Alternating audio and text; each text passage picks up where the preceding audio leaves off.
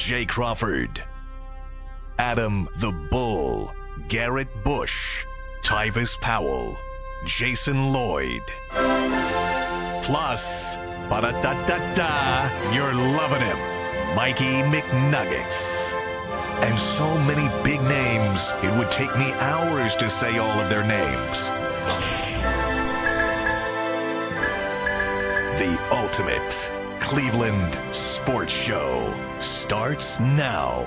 Booyah!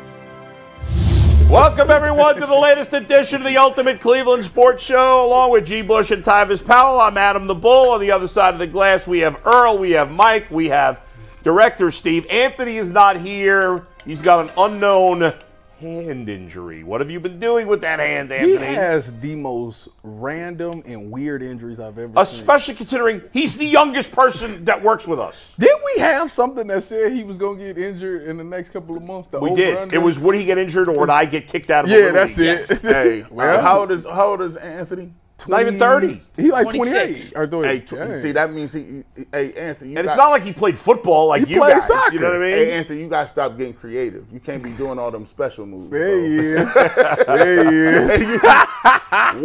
What is he and his girlfriend doing that is leading to all these injuries? Happening? Hand injury? Shoulder work? Do not blame Bree.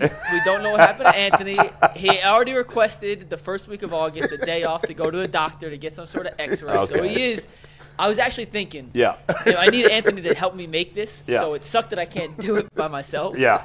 But we have to make a UCSS injury report to put up on the opening slate before each episode. Like, yeah, that's true. Anthony out, hand injury. Right. Oh, we need that. Off yeah. vacation. I'm always questionable. You are always questionable. New England Patriots always questionable. Let me tell you a story about G real quick, and then Yes. we get off into the show. So, as we've said many times before on this program, G is the last person to respond to the group chat. He's Yes. the last person to send in anything I need. Like, hey, G, give me a name. Who are you going to send in? Yeah. G tells us at 10:57 as he walks in, Yeah. this is the guy I want. Well, we can't make graphics for that. Our last topic of the show today, I just said be prepared to talk about it. You don't need to send me anything. Just be prepared to talk about X, Y, Z. Yes. G sent me a 4,000-word text message with detailed insight into everything he's going to say on the show today. I told G, I said, G, I've asked you for literally one name 1,000 times. Right? And He's not like, got what it. is this? His response had me in tears. He goes, I'm G Bush, ... the ultimate wild card. The laughing emoji. And I was like, you know what, G? That's spot on. Well, but in a way, it is on character for him because there's a lot of times we will have a discussion in the group chat and G won't chime in initially. It'll be a lot of either me, Tyvis, Mike, Jason. and Jason. Y'all be up we on talk it. the most Yeah, in that chat. y'all be up on it. The other guys pipe in once in a while. Jay, we never hear from unless it's about Baker or like Austin Hedges, pretty much. But once in a blue, or Steve will send out a dad joke, or how many followers we got. how many followers we have. Earl and Anthony, a very rare pop in.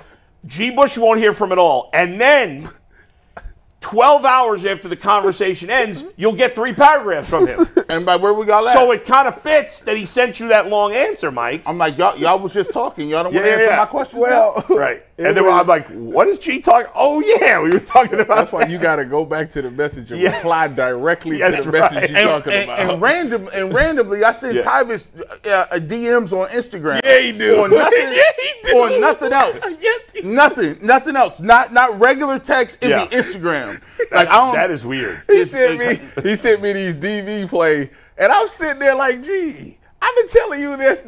We was talking about. He was asking me why the Browns secondary don't communicate like this, and I said, gee, I literally told you this 2 years ago when Joe Woods was in D.C. that they didn't talk because this was clean. The stuff that they was doing, you got to talk about it, and it's got to be game I plan. seen these DB plans. I said, Tyvis, what is this? What they had going on was they had a post safety, so they was in cover one. And what was happening is if the corner's man ran an over route, the post safety would cut the over and the corner would replace the safety in the post. We don't got that play. But you got to talk about that. Like I did that before in like San Fran and Seattle. You got to pre-snap talk about it. It's got to be game plan. Like we gonna cut the post safety's cutting over routes, so the corner got to get to the post and replace. I was upset. But the Browns wasn't doing that because they wasn't talking back then. Yeah. So if you want to hit me up, just do like Earl do. Earl don't even he just straight calls, like. Yeah. And for a while, he was the only call that I was getting, like, because my phone wouldn't ring. That's right. I remember that. So yeah, that was an issue.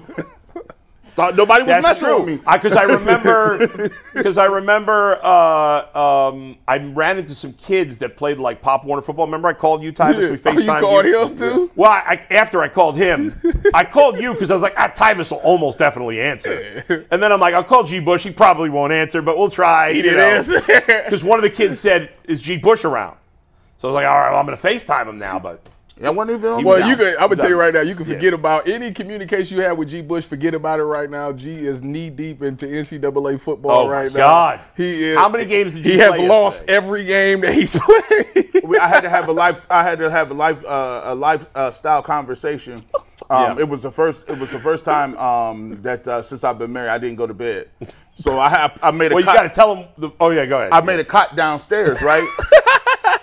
I made this little pallet, right? And I was just on the game, bro. I brought all my snacks down there.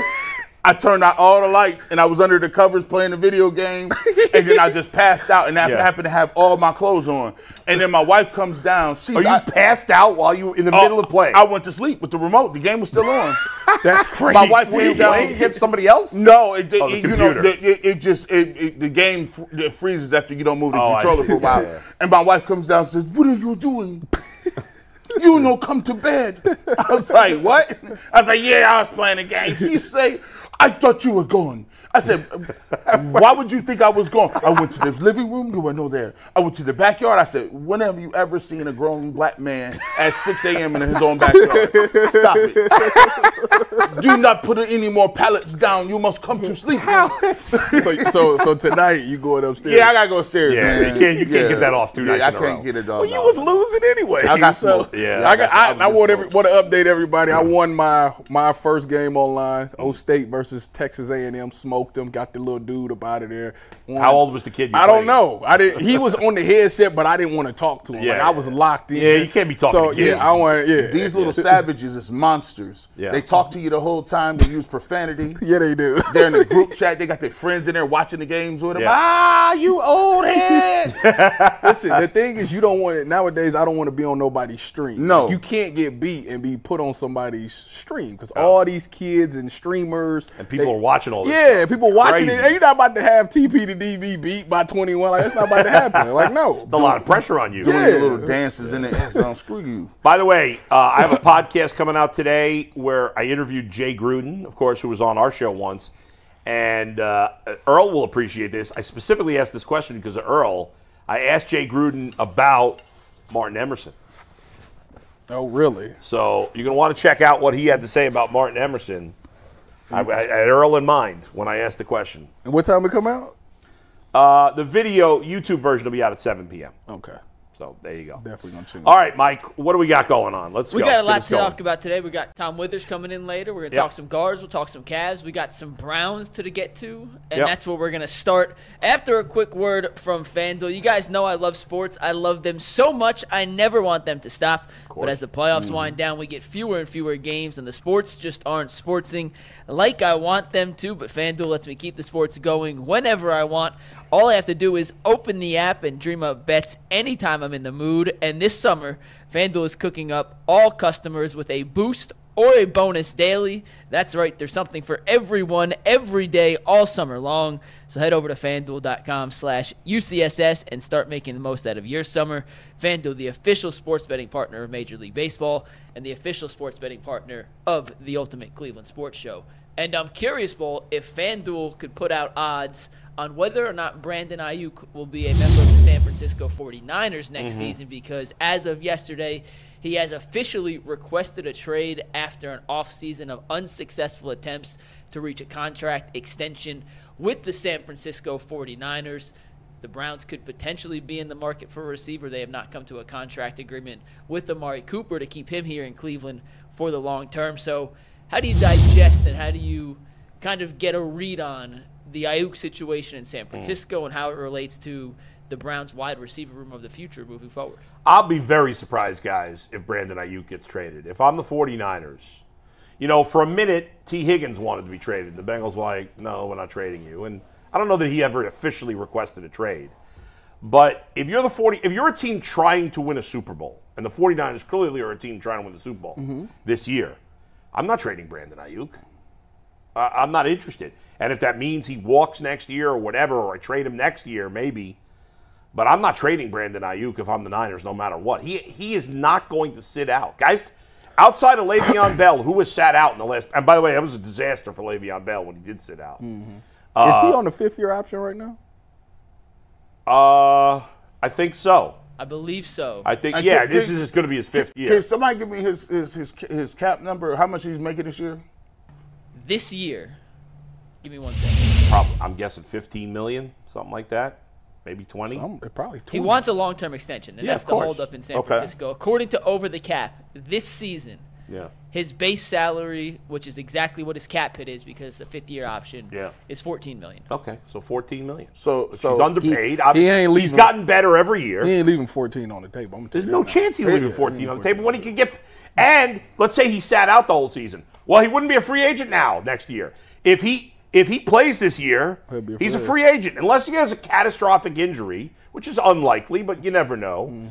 He'll get paid big time next year. So he's not sitting out. So if I'm the Niners, I'm not trading him. If I'm the Browns, of course I'm making a phone call. Yeah. But why not? I agree with that statement. But I wouldn't trade him if I were the Niners. They said they're not going to. We'll see what they think. Well, I mean, didn't Debo did the same thing, and he ended up getting the deal. But the thing is, I've been watching the receiver thing on Netflix. Great show, by the way. Yeah, I just started it. I might have to check that out. I've been watching it. So Debo, they've been talking a lot about Debo and stuff like that because they're following Kittle and Debo. Yeah. And every time they show San Francisco and they talk about Debo, they talk about how big of the game plan he's a part of. Right. Like when the Browns knocked him out, it completely messed up their game plan because he is a big focal point of their offense. They don't say the same thing about Aiyuk. So, like, that's why people they might if they were focused on him. I don't think they would. They don't use him the same way. Exactly. Sure. They got different packages, and there's so much stuff you could do with Debo. So that's why I think that they're looking at it like we didn't already pay Debo.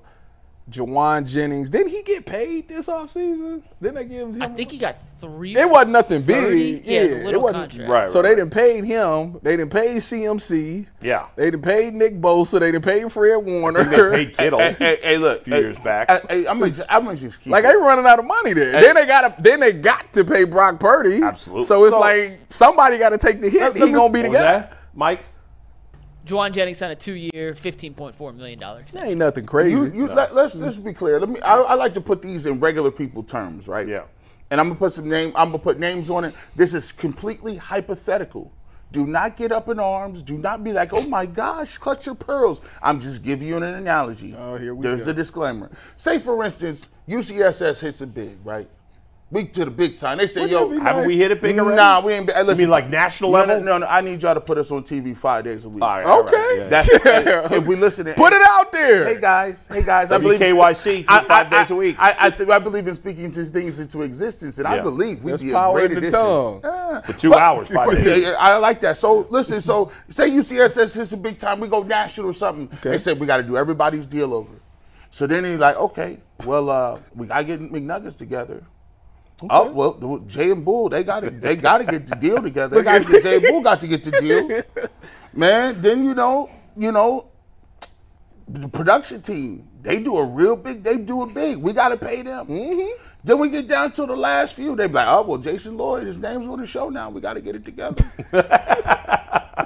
And then it comes down to the last 2 or 3 catches, me and Tyvus. Now I'm looking at Tyvus and he looking at me.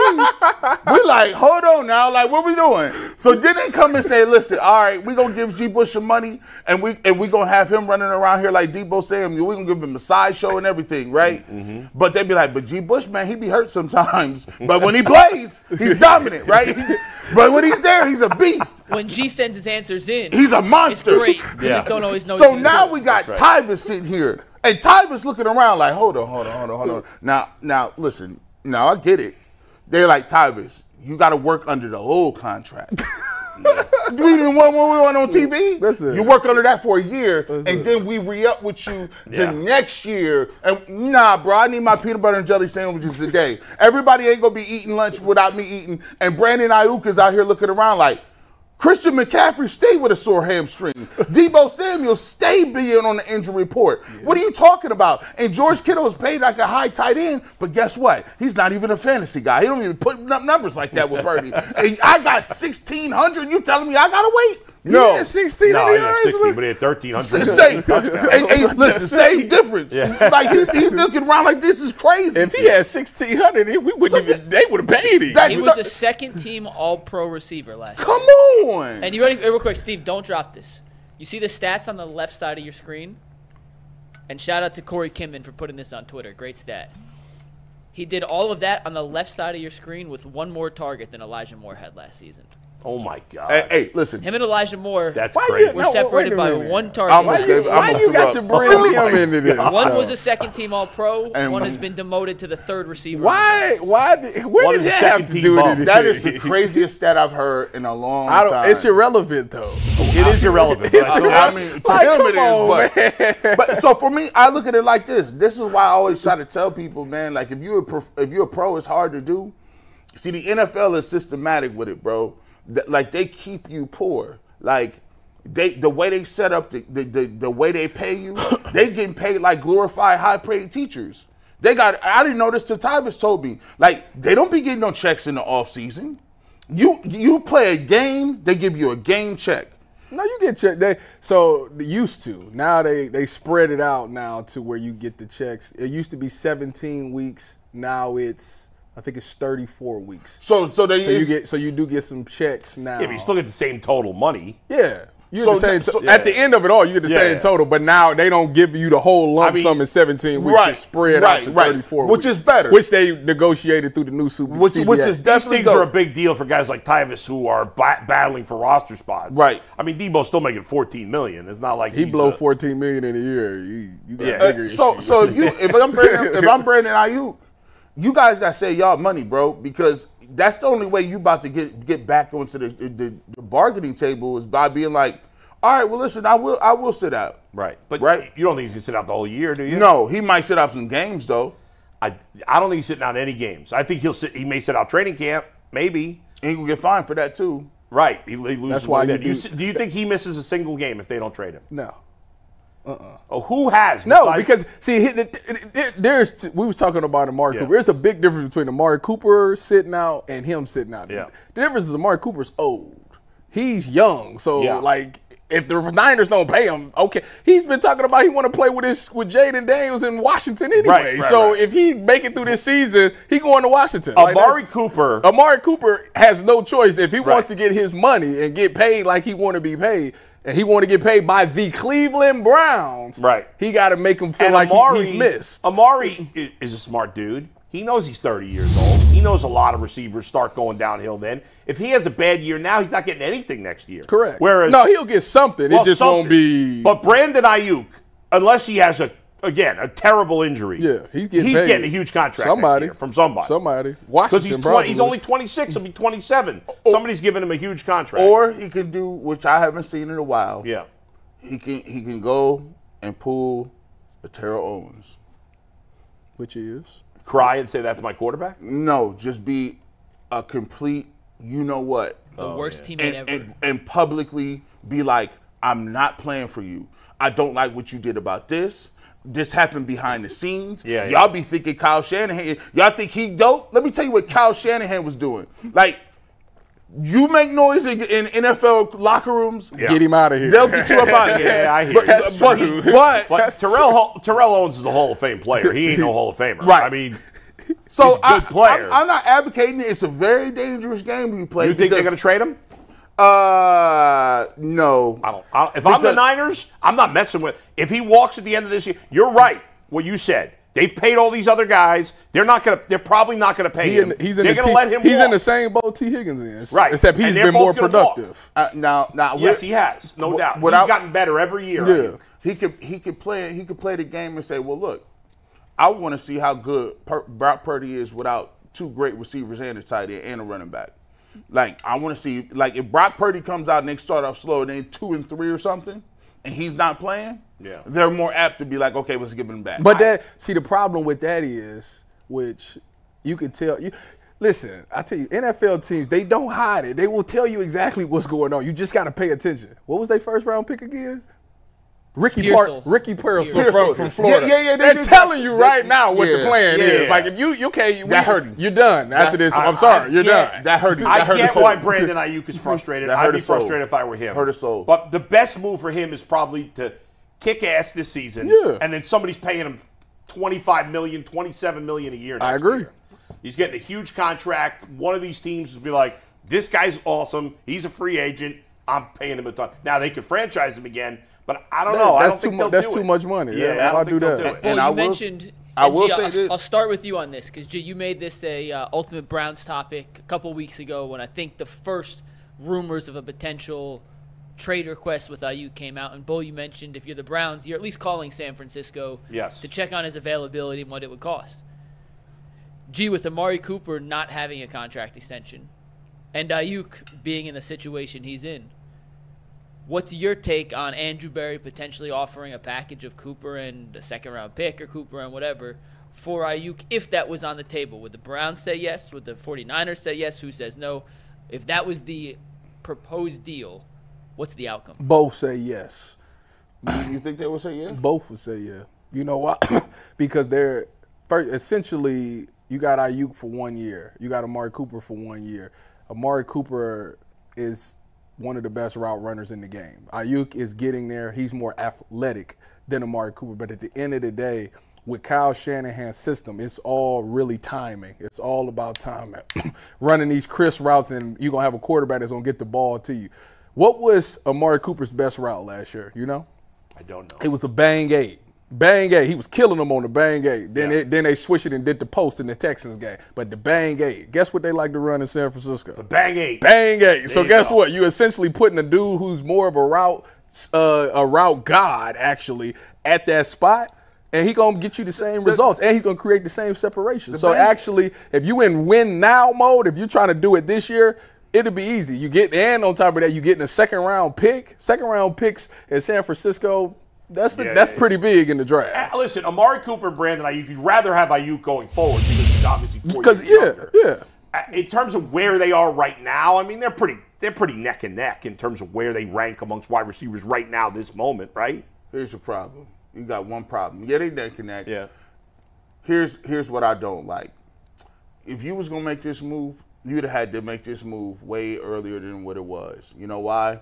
I could not have the Cleveland Browns going into a season with a new offensive coordinator, play caller. Deshaun Watson played 11 games so far. He played like 4 last year. And 2 new starting receivers. And 2 That's tricky. brand new starting receivers. Good point.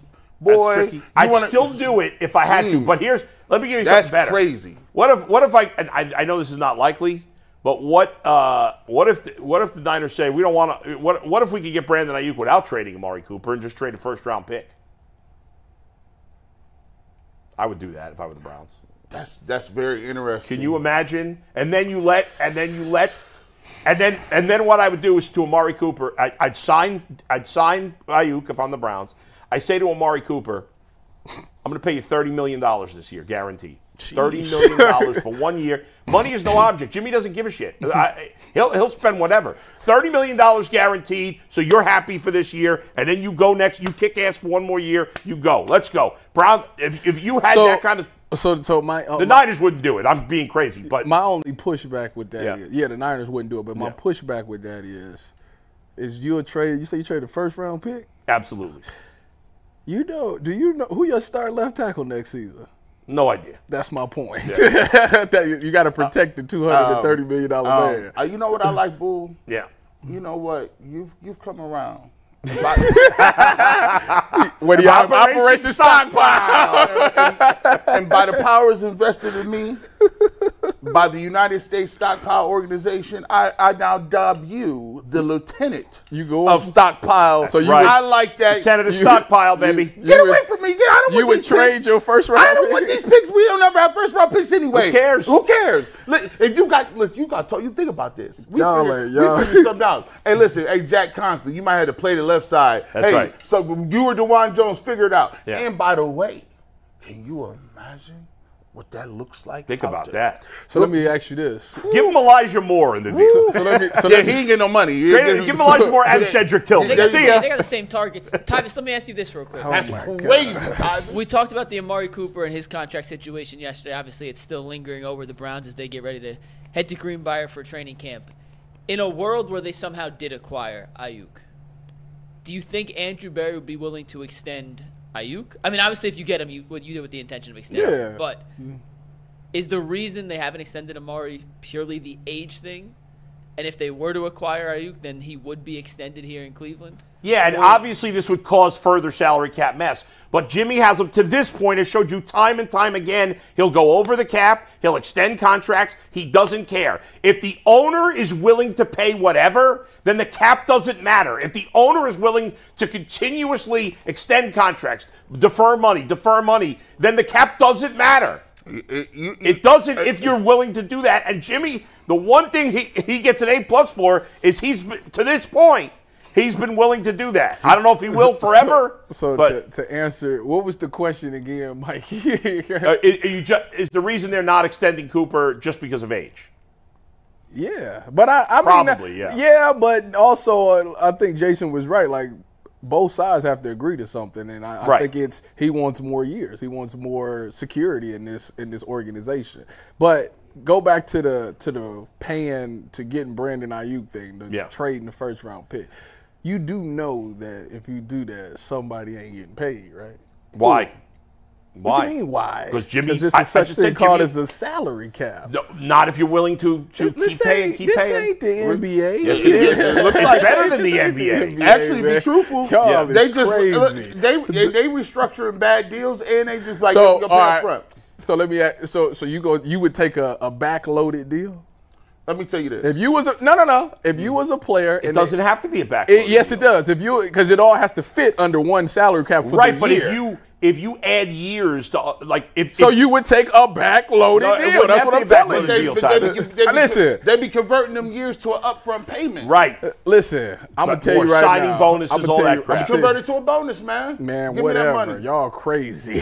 And by the way, you're damn right we're crazy. Here's how I think about it. Yeah. Like if I'm 75 years old and I got good life insurance, I don't care if my wife wants new windows. Go ahead. I'm 75. I got 2 more years tops. That's right. Who cares about the windows? Let's go. Like Jimmy Haslam, I keep telling people, Jimmy Haslam is already made all the money he's going to. He's taking all the trips he wants to. He's got a stadium, whatever. At the end of the day, the thing that you remember on your deathbed is, did you win or did you take L's? Don't nobody care about the purses and the trips and the vacations and the cars. Give the money away. Listen, you're out of here. That's right. And in terms of the draft pick, Tyvus, in terms of the draft pick, what are the odds you're going to get a player better than Brandon Aiyuk with that? If the things go the way we expect, that's a late first round pick. The way that they're churning out wide receivers in college football, I don't know, pretty high. Yeah, but that's going to be a late first round pick. They got a Mecca Abuka going 30th in this year's draft. What draft? This upcoming draft. Do we know he's going to be good in the NFL? He go to Ohio State. They all seem to be. They're not all good. Name me one first rounder that hasn't been for the past 5 years. We'll see about Jackson Smith and Jigba. He's supposed to be the guy this year. What are you talking about? They still have both those other guys there. Oh. Lock it. Stop it. Y'all need to cut this out. JSN, listen. You hear that? In fantasy, you better take JSN. By the way, Deshaun Watson is running here looking around like, this year of the year, fam. Let's go. That's our next topic. And let me set it up real quick with the poll result. I didn't even know. You see how that's that wild card. I didn't even know that. It is, G. If you read the rundown I sent out last night, you would know that. But we did ask the chat real quick, what would you rather do, keep Amari and resign him or trade for Aiyuk and resign Aiyuk? 52% of the chat said they'd rather keep Amari and resign Amari as opposed to trading for Aiyuk. I'm good. I'm good with either one. Like if they did either one, I love Amari, and it feels a little disrespectful to want to trade Amari because he's been arguably the best Browns wide receiver in a 2-year stretch. Although technically, my man Xavier P, Josh Gordon did have more yards in the 2-year stretch, but Josh Gordon, it was like a nothing year, and then he had the greatest wide receiving year ever. Whereas Cooper's just been very good 2 years in a row. All right, well, let's get into our Deshaun talk and some comments from Peyton Manning after a quick word from Game Time. if you're trying to get to a Guardians game against the Padres in their start of the unofficial second half of the season, series opener this weekend, there's no better place to get tickets than the Game Time app. I'm going on Saturday. I got my tickets using the Game Time app, and it was a simple process. Game Time is an authorized ticket marketplace of Major League Baseball, which makes getting tickets faster and easier. Plus, prices on the Game Time app actually go down the closer it gets to first pitch. They have killer last-minute deals, all-in prices, views from your seats, and with their lowest price guarantee, Game Time takes the guesswork out of buying MLB tickets, and their Game Time ticket coverage makes sure your purchase is covered with the most flexible customer service policy in the entire ticket industry. So take the guesswork out of buying Major League Baseball tickets with Game Time. Just download the Game Time app, create an account, and use promo code LOCKEDONNFL for $20 off your first purchase. Once again, create an account, redeem code LOCKEDONNFL for $20 off. Download Game Time today. Last-minute tickets, lowest prices guaranteed. So last week at the Colleague Invitational, Jay Crawford got a chance to sit down and speak with Peyton Manning, who knows a thing or two about playing quarterback in the NFL. And Deshaun Watson came up in their discussion, and this is what Peyton had to say about Deshaun Watson as he prepares for the 2024 season. Steven, let's go. Well, that's what everybody is hoping for, certainly. And Deshaun's just got to go out there and get the reps and do it, right? It's hard, I think, to get into a flow when you're playing some, you're injured, you're not playing some, and to get into a rhythm as a quarterback is the most important thing. And so hopefully Deshaun and Kevin can have a full 17 games together, right? Play caller, calling plays into one quarterback, and just building over the course of the season some rhythm and continuity. So it starts there. Look, when you have Myles Garrett in that defense, you don't have to go out there and just light it up with 35 points. Knowing that, let's protect the ball. Let's go beat the Steelers 21-20, right? Go beat the Ravens 17-14. I mean, the division is, I think it's the hardest division in football. I mean, the Bengals, Joe Burrow, like, where did that come from, right? And so it's not going to be easy, but I'm pulling for Deshaun. I like Kevin Stefanski. I like the way he coaches, and I think, look, I'm a big fan of the Haslam family. They're a Tennessee family, and I know they want to get it right and are committed to getting it right. So I could see the Browns making a little run this year. All right, but he didn't really say what we were alluding to in this question there, Mike. Yeah, Jay kind of lied. Holy moly. What? I had to turn up my headphones because I could barely hear Peyton Manning. And then he forgot. And then you are so loud in my headphones. Well, you can't get mad at me for that. That's on you. I wasn't blaming you. I just said holy moly. I'm like going deaf from you. You pulled your own Omaha right there. Yeah, go ahead. So when Jay told us about this on Monday at the Austin Car Golf outing, I think he read a little more into it than what Peyton actually said. Yeah. Right? Jay, are you agreeing? Bro, hey Jay, did you read the Cliff Notes for this? Like this, I didn't get what you said. You said that it sounded like Peyton was not. He's kind of feeling like Deshaun wasn't gonna get it together. Actually, in contrary, it seems like Peyton was like, I think they're going to have a breakout year this year. I didn't think Jay – I thought Jay said just that, like, the season comes down to Deshaun Watson, that Peyton said that. That's what I thought. Which is obviously true. I mean, that's, I didn't necessarily get that impression listening to that. Did you? He didn't say that there, but no. But I mean, listen. At the end of the day, I think Peyton, the most important thing Peyton said was that in this division, with that defense, nobody's asking you to be – you don't have to be this guy that G. Bush is talking about. Yes, he does. Yes, he and Peyton Manning's full of shit. Get him, Lieutenant. Get him, Lieutenant. He don't. Like, to win games for the Cleveland Browns, you don't have to be this superhero quarterback anymore because the defense is that good. That's why we don't know the defense is that good. It's a new what year. What do you mean? Tyvus, it's a new year. We're going off of recent history. Tyvus, but all I can go off of is the facts. Hold on a second. That's presented to me. The fact is you played for two very good defensive franchises, did you not? Who was the first? Well, the Niners weren't good when you were there. The Niners wasn't there yet. But they've been a good franchise defense, right? Yes. And you played with some of the best defensive players and defensive. I have. It's hard. It's not like quarterback. Defense doesn't always translate from year to year at the same level. Like if last year the Browns were one of the best. Go ahead, say your statement. I'm saying, because I'm just telling you. I expect the Browns defense to be good this year, but the idea that it's some short thing, they're going to be a top 2 or 3 defense again this year, that you don't know from year to year. If the Browns were the 9th best defense this year, that wouldn't surprise me. Would it surprise you if they were the 9th best? Yeah, they can't be top 5. Yes. I don't know, guys. Yes. It's hard to be excellent on defense back-to-back years. No, it's not. Yes, it is. It doesn't happen all the time. I've watched teams do it. I'm not saying it never happens. I'm saying it's not easy. Is Baltimore good every year on defense? No. Really? Not top 5 good every year. I didn't say. I got to check the stats. Traditionally, they're a good. What about Pittsburgh? Not every year are they top. I'm not saying not good. I'm saying it's not necessarily top 5 every year. So and by the way, how have those 2 teams done in the playoffs recent years? So I don't want to bury the lead That's here. irrelevant. The lead was Deshaun Watson doesn't have to be that to win. Is it fair to put all the pressure on Deshaun Watson this season? The answer is no. It's not. Okay. First of all, not all the pressure's on him, but he deserves more pressure than anybody else. Yes, most of the other guys on the team I'm answering the question at the bottom of the screen. All the pressure. No. Let me ask you a question. Okay. Forget who the player is. I'm the GM of the Cleveland Browns. Okay. And I call another team and I say, I'm going to trade. I want a player from your team. Okay. I'm going to give you. What did the Browns trade? They gave him 3 first-round picks and 2 second-round picks, didn't they? In that trade?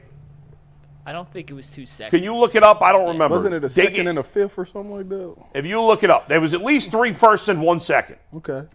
And then when I acquire that player, it was 3 firsts, a 3rd, and a 4th. Okay, it wasn't a second. Okay. 3 firsts, a 3rd, and a 4th. That's a lot to give up for a player, for one player, is it not? Yes. Okay.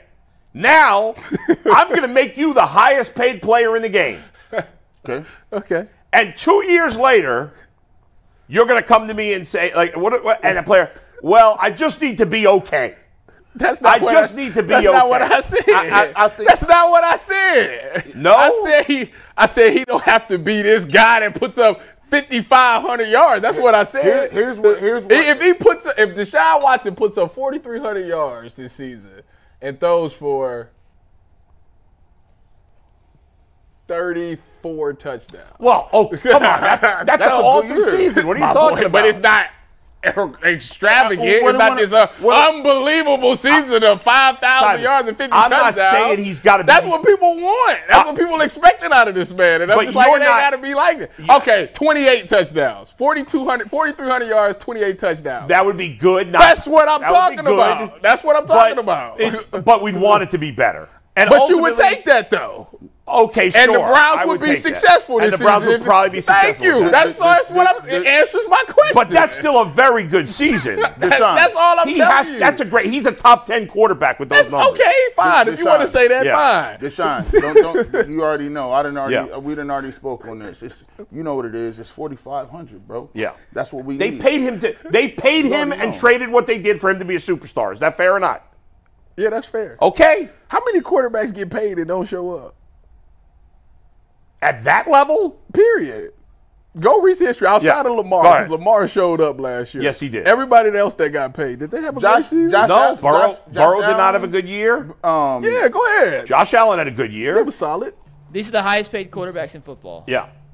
Burrow, last year. Did not have a good year, obviously. He was out. Trevor Lawrence, who just got paid. Was terrible. Well, he just got paid, so we got to see what he does this year. That's true. Jared Goff had a good season. Had a very good season. He just got paid, though. And he did just get paid, too. You're right. This year.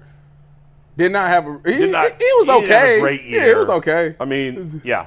Lamar Jackson had a great year. He had a great year, MVP. Jalen Hurts, first year of his extension was last year. Took a step back. It wasn't great. It wasn't like a great season, but it was good. Kyler Murray didn't play. Yeah, that was a mistake. That contract.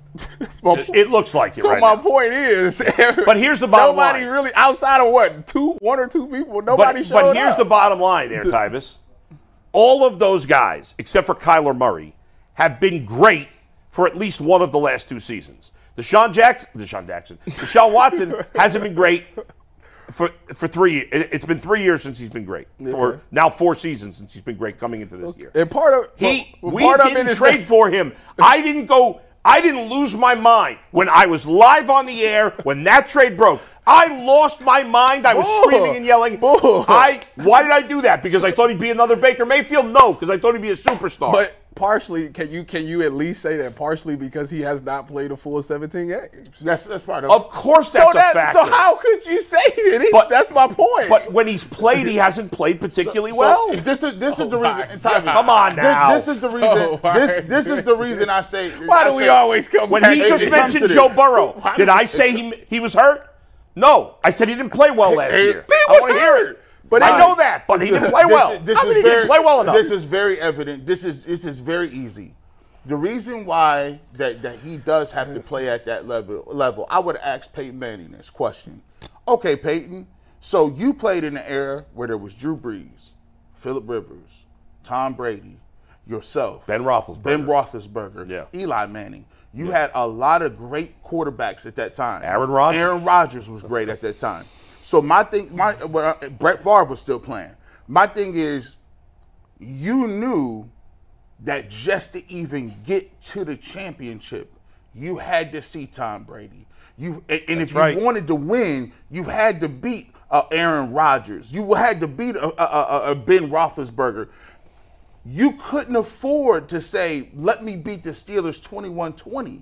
No, there were some games you had to put the team on your back and say, we are going to win because I'm not going to make any mistakes today. We've seen that. We've seen Ford do that the last time he won. We haven't. That was nice. I like that. I'm not going to dismiss it. I'm just telling you. Nice. I just said he did it. That's all. All I want to say is that we have at least seen it one time. But here's the last game he played, he did do Patrick that. Mahomes. That's all I'm saying. Patrick Mahomes is in your division. Conference.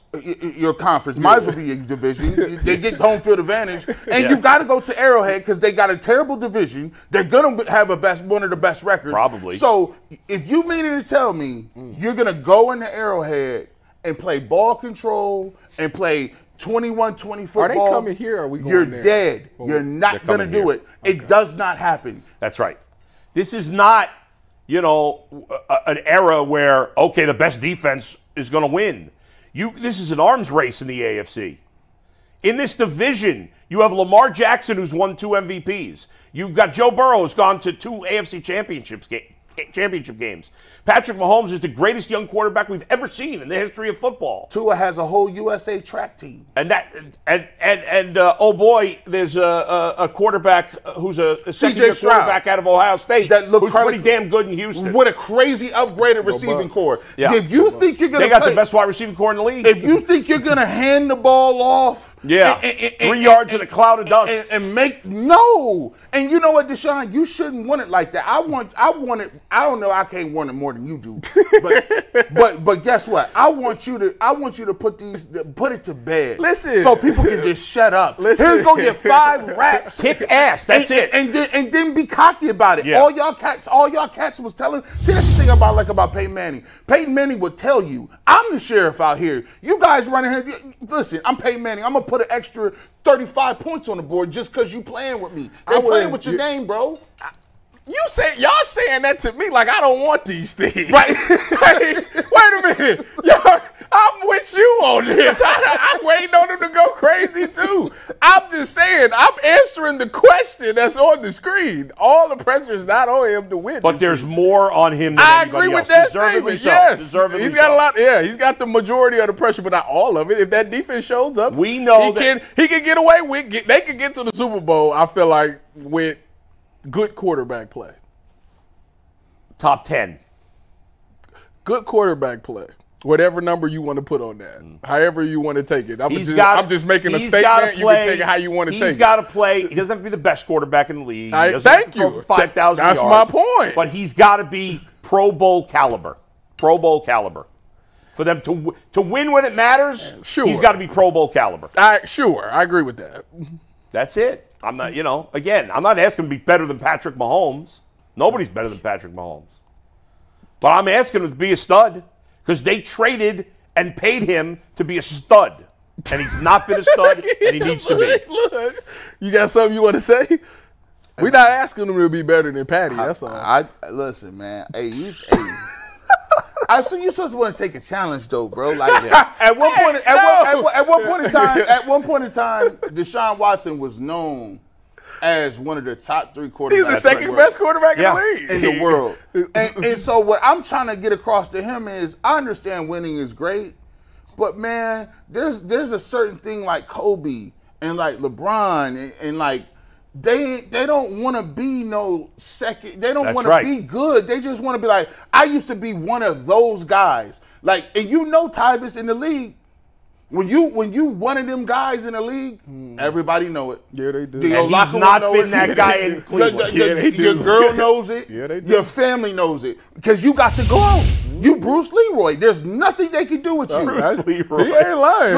And you walk different. They treat you different at the jewelry store. They be like, oh, that's that boy Deshaun Watson. And has he been that guy in Cleveland? No. He ain't been that. No. And your predecessor, C.J. Stroud, is now looking like that guy. He running around here with Michael Parsons telling him, shut up, Michael Parsons. You don't know what you talking. I'm like, dang, C.J. Stroud is live like that. That's true. I want you to get back to that top 3 so bad. I do too. So you can just I do too. Just get it. If you asked every player in the NFL right now in a secret poll, you Tyvus Powell went and talked to every NFL player right now. Because I'm not a media member, so they'll tell me. And you privately said to them, who you want as your quarterback, C.J. Stroud or Deshaun Watson. Would any player take Deshaun Watson?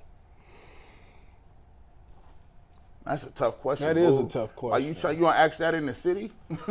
That's a tough question. Tyvus got to eat here. If you went up to every player in the NFL and asked them, would you take Deshaun or C.J.?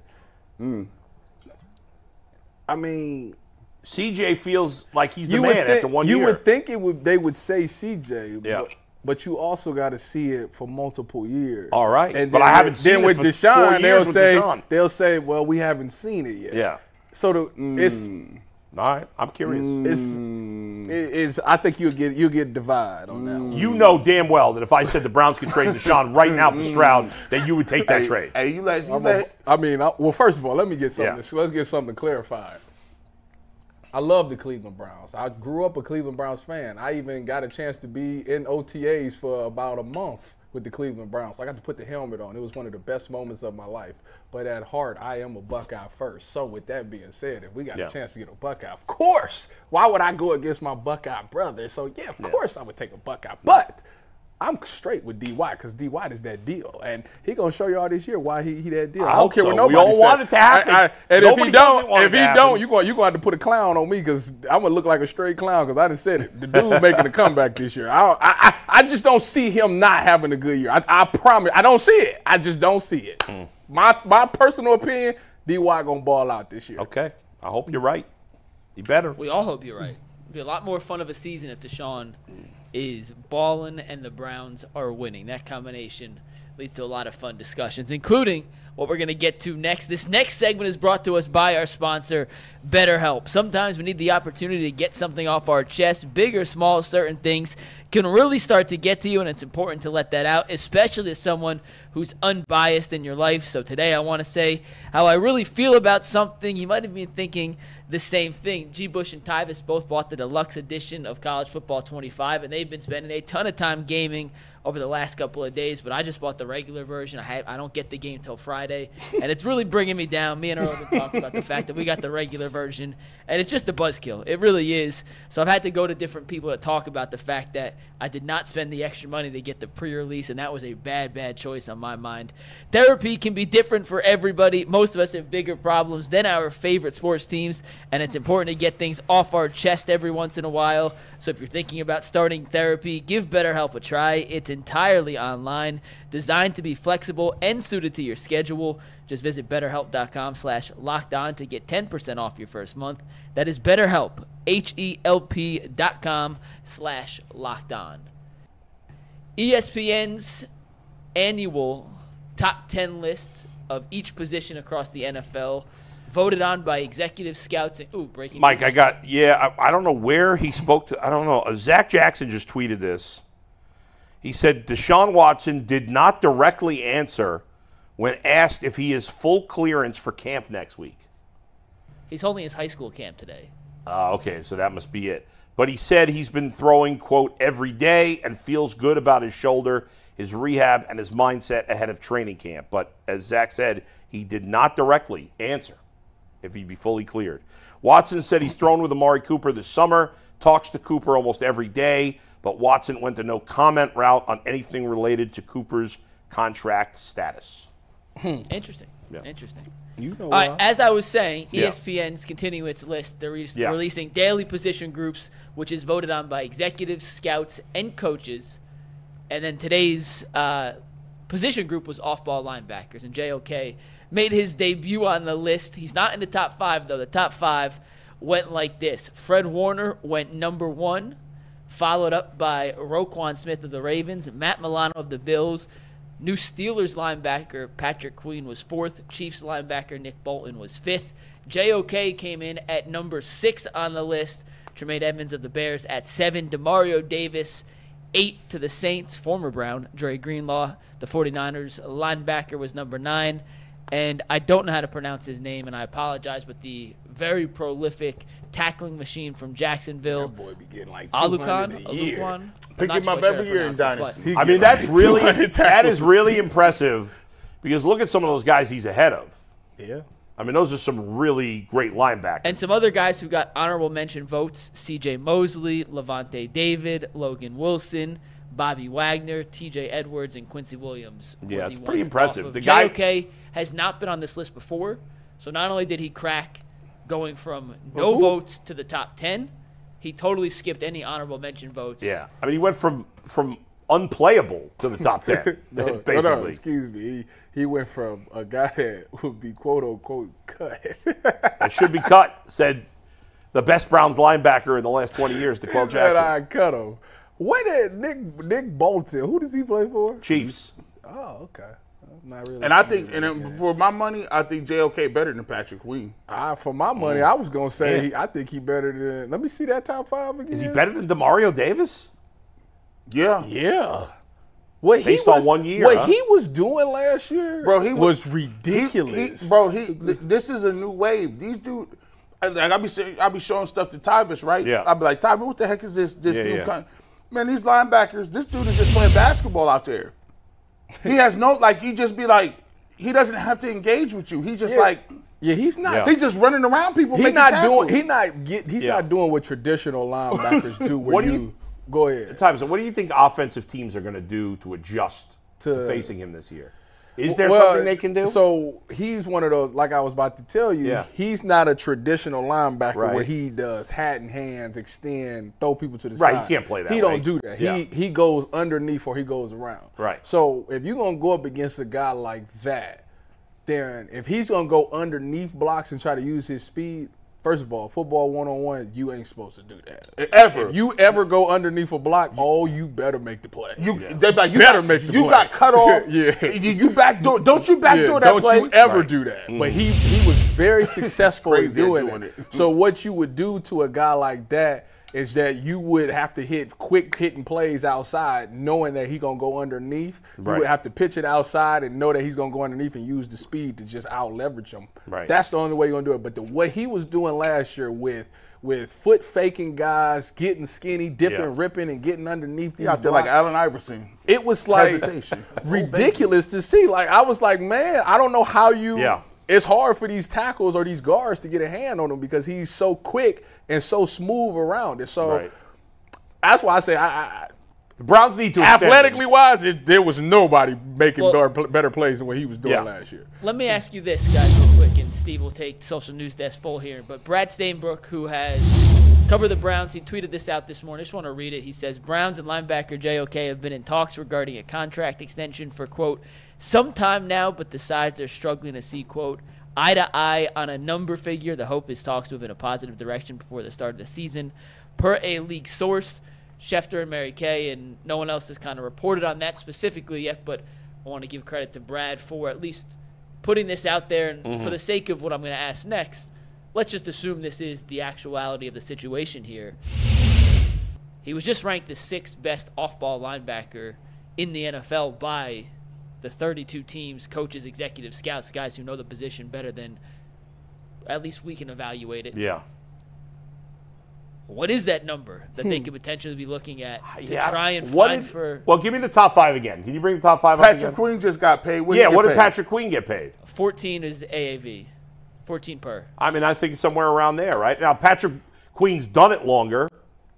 He's been good longer, but JOK's a little younger, isn't he? I think. Let me check. I mean, Patrick Queen. I don't know if Patrick Queen has ever had an individual season as good as JOK. They're both 24, by the way. Okay, Patrick Queen's been more consistently good. Yeah. But I don't know if Patrick Queen's ever had a one individual season as good as JOK just had. My only thing is that we going to now they're about to pay a position that they never paid. Well, but they haven't had anybody worth paying. Double D. Excuse me, DeMario Davis. But he came along at a time when they were like bad. In transition. Yeah, they were horrible. So they're like, why would we pay a middle linebacker?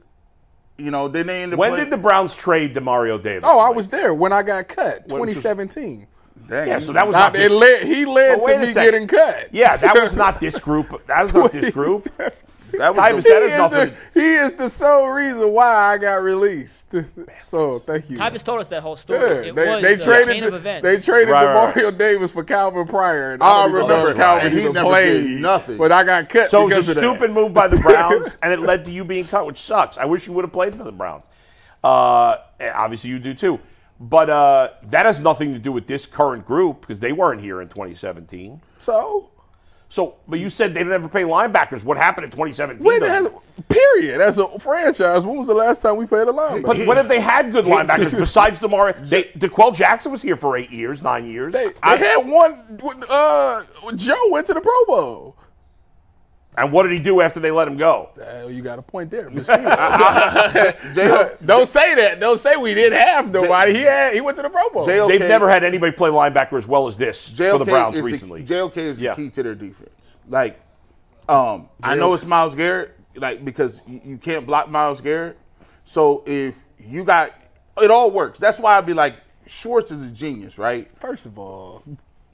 Go ahead. Finish your statement. Go ahead. So Schwartz is a genius. He's like, okay, we got Myles Garrett. If you don't double team him, he's going to destroy your game plan. Right. So now you got an undersized guy like JOK who can play 3 downs, and he can match up in the spy game because he can run sideline to sideline. Right. Plus, they're like, hey, listen, don't worry about no like responsibilities.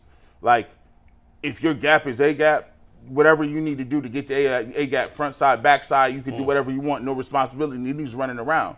If you have 2 of those guys causing havoc and 3 of the best 35 corners locking down, you like it's only a matter of time before one of them gets home. It's only a matter of, and if they can find one more person, like if they get another person on the other end, that's why they've been looking for it for so long. Yeah. The Browns defense can be I'm be honest, they could be generational. The way they played at home, it was cheating. It was like Madden. It was like it was ridiculous. Yeah. Well, let me ask you this. Hold on. Let me. Sorry. Let me go back in here. Yeah, go back. You said that JOK is the key to the defense. Yes. That's a lie. Why ain't it? Because I'm gonna tell you why. The key to the key to the Browns defense is the defensive tackles. Because if the defensive tackles is no good, JOK will go right back to getting picked up and blew off the ball 15 yards down the field. So the key to the Browns defense is definitely the defense. But Tyvus, no. Period. Correct me if I'm wrong. No. Correct me if I think in general you're probably right. But correct me if I'm wrong. No. The defensive line played like shit in the playoff game, didn't they? And JOK dominated. And JOK was the only player on the defense that played great. Did they get blown off the ball? I don't remember. No. But nobody played particularly well besides JOK in that game. Isn't that true? You can find a couple dudes not to get blown off the ball. The reason you can. We did just 2 years ago. Listen, Dalvin. So why couldn't we do it 2 years ago? Because you didn't get linebackers, nor did you not get. He was there. And guess what? He didn't play the same way he played the year before. But you know why he couldn't? It was under a different. Do you know why he couldn't play like he could? Because Joe Woods was there. No, because he had freaking two linemen in his face, and he had to try to avoid them to try to get around the play. Is it a combination of the two things? No. The defensive tackle position was terrible 2 years ago. So then why would you pay JOK if it's only about the defensive tackle? That's not what I'm saying. I didn't say that. All right. I'm saying it definitely changed things for sure. Well, let me ask for you y'all this, to sit there, but I can't believe y'all two gonna sit there and tell me the defensive tackles ain't changed something. They did change something, but they let JOK play the game he's playing right now. Well, Under let me Joe ask you Woods, guys he was this. playing traditional linebacker. Go ahead, Nick Mike. Bolton, who came in at 5th on that list, JOK came at 6th. Yeah. Also entering the final year of his deal. Do you think the Browns and the Chiefs may be waiting out each other to set the market for those two young off-ball linebackers? Or does that not really make a difference? I don't think so. No. Pay him. I mean, what do you got to pay him? You pay him 4 years, $60 million? Whatever. Yeah, Patrick Queen got 3 years for 41, so right around the 14 million. Man, 4 years, $60 million. Give him 4 years, $60 million. You got to give him, you got to, because he's a unique piece. There's not very many linebackers that do what he can do. The problem is that they're trying to figure out right now. Every time there's a time that you got to pay somebody, the question is, is it him or is it the scheme? That's always that is a big the question. Especially for a guy who was terrible the year before. Is it the player or is it the scheme? And if it's the player, then you pay that player. But if it's the scheme and you feel like you could plug and play somebody in there, whoever behind them is just as good, then you don't pay them. In just a minute, we're going to be joined by Tom Withers of the Associated Press. But first, let's go to Mike. Yeah, we're going to bring Tom in here. Thrilled to have him in studio for his first appearance on the Ultimate Cleveland Sports Show. But as a reminder, the Ultimate Cleveland Sports Show is brought to us by our favorite sports book, and that is FanDuel. You guys know I love sports. I love them so much. I never want them to stop. But as the playoffs wind down, we get fewer and fewer games, and the sports just aren't sportsing like I want them to. But FanDuel lets me keep the sports going whenever I want. All I have to do is open the app and dream up bets anytime I'm in the mood. And this summer, FanDuel is hooking up all customers with a boost or a bonus daily. That's right, there's something for everyone every day all summer long. So head over to FanDuel.com/UCSS and start making the most out of your summer. FanDuel, the official sports betting partner of Major League Baseball and the Ultimate Cleveland Sports Show. Tom Withers is with us from the AP in studio. First time. How you doing, Tom? Doing well. Go Bucks. Go Bucks. 10 minutes on the tree. Start on the right foot here. That's very important. I was in the wings. It was getting a little heated in here for a second. I'm talking about defensive tackles and scheme and what have you. Love it. I want to. Obviously, you cover all three teams. You're all over the place, and I want to get to the Guardians. But let's start with the Browns since we were just talking about them. What do you think about the JOK situation? Do you think they're going to lock him up? I think you should. They should. Yeah. Obviously he came into his own last year and became the JOK that they thought they were drafting a couple years ago. Obviously, he was thriving under Schwartz's system. I think he put on some good weight in good places. Was a little more stable in there. I think they gave him the freedom to kind of run and make plays. That's what the guy does. He's an impactful player. I think it also has a lot to do with what Ty was saying before, is the way those D tackles played up front. Yeah. The way Tomlinson played last year. They had a nice mix and rotation of guys. Obviously, our boy number 95 came into his own, which made everybody better. Yeah. The corners were great. Denzel stayed healthy. I think Martin Emerson has emerged as one of the top cornerbacks in the AFC at a real young age. I think he's only got room for upside and growth. So, yeah, I think the JOK thing will happen at some point here. Obviously, there's a lot of maneuvering with their money. As you guys know, when teams get successful, that's when it becomes tough. That's when it becomes harder to keep a roster intact. Yeah. Tom, we've been going back and forth on the panel for about, shout out to Earl because of his question he threw out there, kind of blew up the whole world. He's like, does Deshaun Watson have to hit a certain pinnacle when it comes to stats? Is there something that say, I need you to have 4,000 yards? And I guess the thing is, Bull says if you get 4,500 yards or you do put the numbers up, they're going to be successful. Right. Yeah. The more you put up, the more you do. Or are you to the point where you feel like Deshaun Watson can just be good and kind of, be not the reason they didn't. We had Baker Mayfield. I know he had turnovers and whatever. Yeah. Baker was an okay quarterback, a serviceable quarterback. Yeah. They didn't trade what they traded and pay what they paid for him to be just a decent quarterback. Yeah, bottom line is they got to get more than 6 games a season out of Deshaun Watson. Now, I know in year 1 the suspension was the reason for that. Last year he made what? He played 7 games, 6 starts. Yeah. He's got to be on the field. He's played 12 games in 4 years. So I think the numbers will be there as long as he's on the field. I'll tell you, G. Bush, I would never put a number on a guy like he's got to throw for 3,500 yards or he's got to throw for 4,000 yards. There's a lot of ways to skin a cat in the NFL, right? And I think Stefanski has shown with this offense that he can be balanced and versatile, and they can run the ball. They know how to use their tight ends. They've got more weapons around them than they've had before. I'm still worried about this wide receiver situation, and we can talk about Amari Cooper and wherever that's going. They're going to expect big things out of Jerry Jeudy, who really hasn't produced to this point yet. So there's still a lot of big answers on that offense, but I think the bottom line for Deshaun Watson is be on the field. And as long as he's on the field, I think he'll put the numbers up. I still think he's got it in him. I've talked enough to Stefanski and other coaches off the record, and they just say that the guy, we don't get to see him nearly as much in practice as we would like, right? That's the access thing that people don't really, realize. We're out there, we get to see him stretch, we get to see him throw a little bit at the beginning. But what from I've heard, especially since this offseason surgery, he's really shown not only, development on the field, but he's been really great in terms of his leadership and all those other intangibles that are so important. Well, you brought it up. Let's talk about Amari Cooper. I mean, he's the guy. Yeah. Who do you think wins this standoff they got here? Does the Browns blink and pay Amari Cooper, or do Amari Cooper's agent wins in the end, right? That's how this always works out.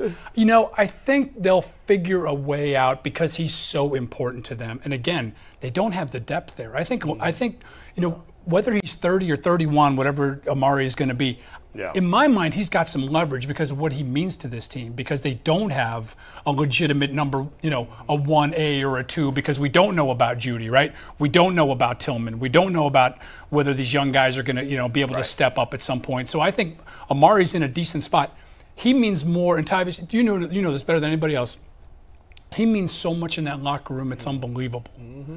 And even in the times that we're in there, we see the way he interacts with his teammates and the respect that he has, from every corner of that building, to be quite honest. So I think they'll figure it out. I think there's a way to come up with a number that makes him feel good about himself and feel respected, and also one that's not going to, kill the Browns in terms of paying a 31-year-old wide receiver. Right. But I get his frustration. Oh, I do too. It feels like they've paid everybody. Well, this is the spring and the summer of the wide receiver, right? Last year it was the running backs, touting off, and they all got paid in the end, or most of them did, right? Mm-hmm. And now you got the situation out with Aiyuk in San Francisco. So that's where things are at right now. All right, Tom, let's switch gears to baseball. This Browns team has become fun to watch, something we haven't seen in a while. The Guardians have had a lot of fun teams over the past couple of decades, and this team is as fun as any as we've seen in a while. They're hitting for power, something we haven't seen since 16, 17, when they did have some power. Obviously, they run the bases well, defense. The starting pitching stinks. I mean, let's face it. You've downgraded. Let's call it a spade. You said you was on the inconsistent bandwagon. You downgraded the stinks. Maybe I'm being a little too strong. Tanner Bibee's been pretty good. Ben Lively has been way better than we could have expected. And Gavin Williams' last 2 starts have been promising. But it's their biggest issue, is the starting rotation. No question. This team has not made a go-for-it trade in a long time. Now, I get it. I know a lot of people were angry about Savali last year. I understood why they did that. This American League is wide open. I know the Orioles are good. I know the Yankees are good. Yeah. I think the Guardians are capable of winning a World Series. I honestly believe that. But they need, I think, 2 starting pitchers and a hitter. But at minimum, they've got to get 1 starting pitcher, a legitimate top 3 guy. Doesn't have to be an ace, but a top 3 guy. Do you have faith do you agree that they have to? I agree. Do you have faith that they will? I agree that they have to. I think they need a guy that's going to. And Bull, I wouldn't get too far ahead of things. You can't be thinking about Game 2 against the Yankees until you get through September 19th against the Twins. You know what I mean? Right. Yeah. I think they really need to worry about the next month or so, to be honest. So, to your point, I think they need an innings eater. Yes. Which is why I think you saw the Matthew Boyd signing. I always want to say Spencer Howard, who they just traded for with the Giants. But I don't trust either of those guys. I do too. And Boyd will be there at some point, probably in August, right? But this rotation, let's begin. We know Bieber was such a blow, right? Yeah. To your point, Lively steps up. Nobody saw in December that guy could be arguably the ace of the staff. In my mind, what needs to happen over the next 3 weeks, Bull, is that Gavin Williams has to really step up and become the ace or the 1A that they need in this rotation. I'm with you, though. As they get to the trading deadline, they need to get 1 or 2 starters, probably a frontline guy that you could plug into maybe the number 3 spot. I almost think they need to find another guy for that bullpen as well, because I'll tell you what, they were dragging to the finish. I'm worried about overwork. You should be. Yeah. And I think the good thing is, while they didn't play well over the last 3 weeks, he didn't really have to utilize his bullpen over the last some week. one-sided games. There were. And I think that gave them a break, because at one point, I think 4 of the 5 guys with the top appearances in the American League were all Guardians. That's a bad sign in June and July when you got to start thinking about August and September and October, right? I think Vogt has done a nice job. Yeah. I would like to see him maybe, if he can, extend those starters another inning or 2. You're going to have to get to that point. So, and I tell you what, their schedule, I looked at it the other day, man, their schedule over the next month is rough. Yeah. And so, it's a good thing that they've got some money in the bank here, right, in terms of a 4.5 game lead or whatever it is coming out of the break. But I'm with you, Bull, and I think the Guardians are now positioned with enough assets, especially at the minor league level, that they can make a big swing here at the trading deadline. And I trust his front office to do so. I trust the front office if they're given leeway from the owner. Because we know more often than not they're going to get it right if they have the freedom. I don't think they've never not had the freedom from the front. To add payroll though at this time, if they need to. Yeah, but I think the owner has always looked at the season as, okay, where are we at, and let's go or not. Andrew Miller. Listen, they owe it to the guys in that locker room, the clubhouse. They owe it to the fans who have come out and supported this team this year. Yes. They owe it to that lineup. They owe it to those guys that have really produced. Yes. I mean, look at last night. David Fry comes up with an RBI single in the All-Star game. Who would have thought David Fry would be in a million years my MVP in the lineup? Never mind an All-Star. Never. It's incredible. Not in a million years really would I have predicted David Fry would be an All-Star. What do you make of this? What do you make of the Noels and the Martinezes and the Schneemans? To me, the Guardians never ran out new people. They had the vets was playing. You might see one of these guys, a couple of bats here or there. What do you make of this switch in philosophy? I don't know if it's a switch in philosophy, G. Bush, as much as it is where this franchise is at this point, right? I mean, these are all young guys that they've drafted over the last few years. They developed them. I think one of the underrated stories to me this year is how well these kids have done when they've come up. They've all been ready to play, which is a real credit to that player development system that the Guardians have created down there. It's been a pitching factory for the better part of a decade or more, and now we're seeing these young guys. Schneeman comes up. I mean, we weren't even talking about this guy, right?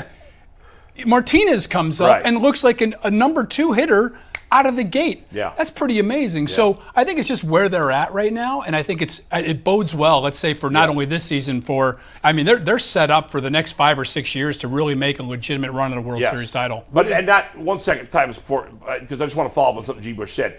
To his point, though, I think, and I'm not knocking Terry Francona, he was a great manager. But I'm not convinced if Francona was still here that Miles Straw goes down to the minors before the season. Yeah. And I was so excited about that because he's not a major leaguer in my mind, certainly not a starting player in the major leagues. Right. And that's opened up opportunities for other guys. It has. I think, some of that had to do with how much they respected Tito and his judgment of players. Right. I'll tell you this about Tito. He was one of the first ones that was banging the David Fry drum last year and talking about what a potentially a great fit this guy could be for this team. So I think that had to do with, listen, we could see the light at the end of the tunnel with Tito, right? We knew it was coming. So I think there was and he had earned that respect from the front office to allow him to kind of maneuver the roster as he saw fit. Yeah. Fair. When you look at the draft, obviously getting Travis Bazzana first, do you see him playing at any point this year? And when he does decide to come up, where do you see him playing? Do you think it's second base, shortstop? What, this year? I don't. See, I think he's going to have a very short stay in the minor leagues. I don't think we're going to see him up here this year. I'd be shocked to see that. I think that would take injuries or something, drastic and dramatic for him to be there. That's not to say that he couldn't be your starting second baseman next year.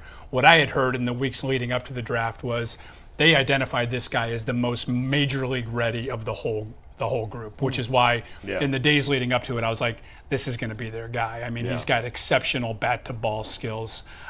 He's got a swag about him. I've heard these stories about him walking in at Oregon State into the room where they have all the records on the walls, and he basically turned to the coaches and said, you might as well get the engraver now because I'm breaking every one of these records. And then he went out and did it, right? Yeah. And he's a terrific player. The interesting thing with him is if you're going to plug him into second, well, you got to borderline all-star second baseman right now. So do you slide him over to shortstop? So probably big things, great problems to have, and big things to think about in the offseason. Have you spoken to his coach? Because we had him on yesterday. No, the Oregon State coach, I have not. Yeah, and he referenced basically what you said. Oh, did he really? There. Okay, good. And I mean, this guy talked about him as if he's the greatest person on the face of the earth, not just a great baseball player. And the Guardians value that character. Big personality. And that's a big part of this. And I agree with you. The idea of him playing in September is exciting. Yeah. And if he might come up for a couple at bats. Don't get me wrong. And if he dominates in the minors, I think they have to consider it. They don't like calling guys up too quick. No. They're very cautious with players. I'll be curious if he starts at Lake County or Akron. I would have him start right at Akron.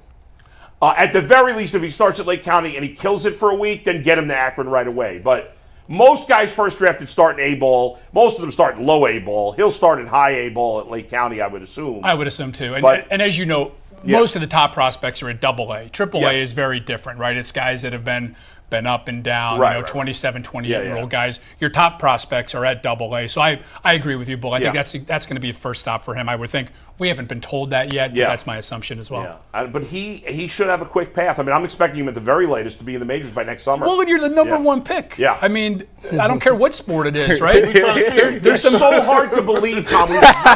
Jay and I were just talking about this the other day.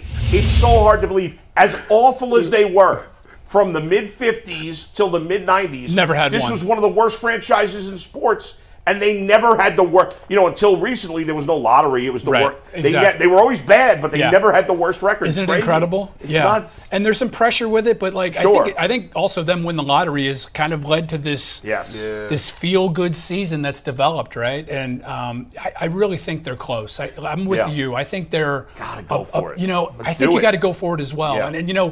And I'm not going to throw any names out there only because you throw a name out there and it suddenly becomes aggregated and he says that they're going after so-and-so. Now, that's not to say, though, I thought it was interesting last night, though, that Josh Naylor gave the little wink when he was talking about Crochet. Now, the White Sox are a fascinating situation only because they're 32 games out. They've got nothing to play for, right?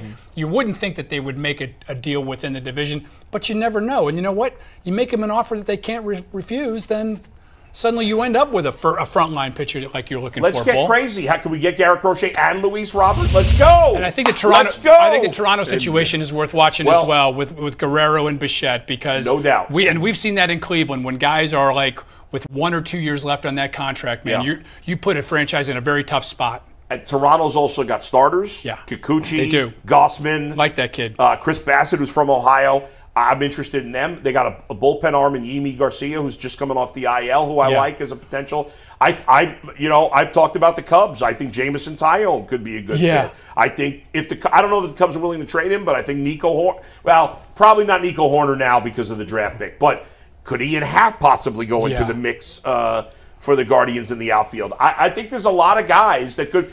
Eric Fetty also with the White Sox could be an interesting trouble, though, Bull, and I was talking to Earl about it on the way up here, is that who are buyers and who are sellers? Especially with that extra wild card team, like everybody, if you're the Detroit Tigers and you're 47 and 50, you still got a shot. The White Sox, the Angels, the Rockies, there's a most handful. of those teams stink, though, and they don't have a ton of talent. Agreed. I think the Blue Jays, if I'm the Blue Jays, I'm thinking I'm out of it. But as much as I think the Cubs should sell, they're only 3 or 3.5 games out of a wild card. So I don't know if they're going to, especially a big market team. That's why this next week is going to be fascinating because there's still a little bit of time, right? Right. We're 12 days from the deadline? 11? 13? Well, I'm shifting gears. Oh, well, I was shifting too. Okay, good. Well, I'm about to shift gears to basketball. Because they got all excited about these moves everybody else is making. I was going to ask you, now that Jalen Brunson has taken this team-friendly deal, do you look at Donovan Mitchell as selfish? No, not at all. Why would? Well, that was the thing. People say that he's selfish for taking the max money. The Jalen is selfish or Donovan? No, Donovan because Jalen left so much money took less to help the Knicks. Yeah, I don't know. It's such a tricky thing. Yeah, it really is. I tell you what, from a Cavs standpoint, I think they should be happy that Jalen Brunson became Jalen Brunson in New York. Otherwise, Donovan Mitchell is probably playing on 6th Avenue and 33rd Street, right? I don't know. I've gotten to the point, I'll be honest with you guys, with these contracts, it's just funny money now. It's just, and in every sport, You know, it's like, people were talking about that the Guardians had the biggest pool, $18 million. Like $18 million now is like, I mean, it's a signing bonus for and a lot of, right? It's like nothing. It's one pretty good player. Yeah, so, and I think most fans have gotten to that same realization, like, another $150 million contract. Right. I tell you, the one that staggered me a little bit, though, was the Tatum deal, which was, what, $380. That was like the first time you heard that kind of a number for an NBA player. And now that's going to be the standard going forward. I mean, that's the one that Donovan – But I don't listen, I'm glad that Donovan – I never didn't think that he was going to sign that extension here. Like I believed him at his word last year. I think he's a very genuine person, and I thought he said all the right things during the season last year when we asked him numerous times about how he felt about Cleveland. I happened to run into him a couple of times over in Westlake and Crocker Park, just kind of walking around and just shot the shit with him a few times, and I could tell that he really likes Cleveland, and I think he believes in what they've got started here. I think it really is a healthy culture that they've developed here. McNuggets, here I'm gonna give you this. Earl, get the clip ready. I'm doing some producing right here. We're gonna talk about this later on in the show. Best case scenario, worst case scenario. Oh my goodness. What is your best case scenario for Evan Mobley? And the worst case scenario in terms of his development and what he means to the Cavs? That's a loaded question. Yeah, okay. That's wild. Yeah. Let's start here. 22 years old, right? I think we all forgot that would have, like, this past season would have been his senior year at USC. Now, that's not to say that, he decided to come out, what have you. I think coming out early like he did, and I think where the Cavs were, I think they maybe overinflated who he is. And not to say that he's not a great player. Defensively, he's elite. Grade A. Right? Yeah. But I would talk to you, I would talk to Austin Carr and Campy Russell and some of the people around the Cavs about it during the season. What frustrated me about Evan was he grabbed the ball, and the first thing he would do would be look to pass it. Right? Now, that's also a situation where you've got, ball dominant guards, right? You're trying to get other guys in the flow, all that kind of stuff. But when you're 7 feet and you get the ball 8 feet from the basket, it is time to man up, drop your shoulder, and get to the rim. I'm not sure Evan Mobley is built that way. And then last year when they started talking about developing his three, I'm like, okay, that's great. I'd like to see him be able to stretch the floor and have some other options for them offensively. I'd rather see him put it down hard and go up to the rim. Best case scenario, I think he becomes an all-star player. I think he becomes, we talk about that core four. I think he becomes the 1A to, or he becomes the Robin to Donovan's Batman. That he becomes, a 22-point-a-game scorer. Still gives you the 12 rebounds. Still does his thing defensively. I think. Let's go back to defense for a second. And I heard Kenny Atkinson talking about this. They want him to develop a voice on defense like Draymond Green had in Golden State, where he completely commands that side of the floor. I'll be honest with you, that's not an Evan Mobley's personality, at least not right now. And that's a maturity thing, and that's an experience thing, and that's a growing into a manhood thing. He's still a young kid, right? Still kind of learning his way. I think worst case scenario is that he continues to not regress, because I don't think he regressed last year offensively, but not take that next step up, whatever that might be and however that looks. That's why I'm really hoping that they do hold on to this core with Kenny Atkinson, because I want to see a fresh voice, a fresh perspective with this offense and see what they can do with it, because I think they've got some great parts. And the reality is that most likely for the Cavs to win a championship with this group, Evan Mobley's got to become that player, right? He has to become an all-star player. Right now, as he stands, it feels like they're in that in-between. They are in that in-between. That's what scares me too, Bull. I'll be honest with you guys, is that as good as the Cavs are, and they're a good team, they're probably no better than the fourth or fifth best team in the Eastern Conference. I mean, that's the reality, right? And then that's like, and that's, talking about a Miami team that can snap up and get Orlando. you. Or Orlando, who, oh, by the way, if you guys watch Banchero. Hey. Good Lord. Fantastic. Right? 240 pounds, shooting the ball, getting to like a freight train. Now, that's the kind of Evan Mobley can't be that because they're not built the same way. But that's the kind of impact that I would hope to see Evan Mobley have. And he did that.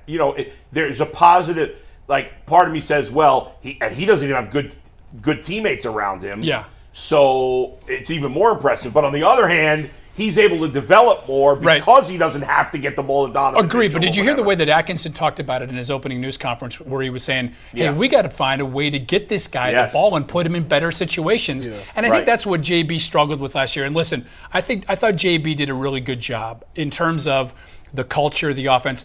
I think we underestimate how much he was dealing with those injuries. My God, they lose Mobley and Garland for 6 weeks, right? And sure, did they play well during that time? But then he's got to bring those guys back, reincorporate them, get them ready for playoff basketball, which we all know is it's a different sport, let alone, right? I mean, it's unbelievable. So I thought JB did a good job with that. I just think, it's been 2 years, and I think, Kobe Altman made a big deal about that when JB was fired, that we've had only 2 years of this iteration of the Cavs, right? I mean, that's why when people knock Darius Garland, I always caution them with, hey, this was a kid that's just really developing his own game, and then suddenly he's got Donovan Mitchell thrown in the backcourt with him. That takes time.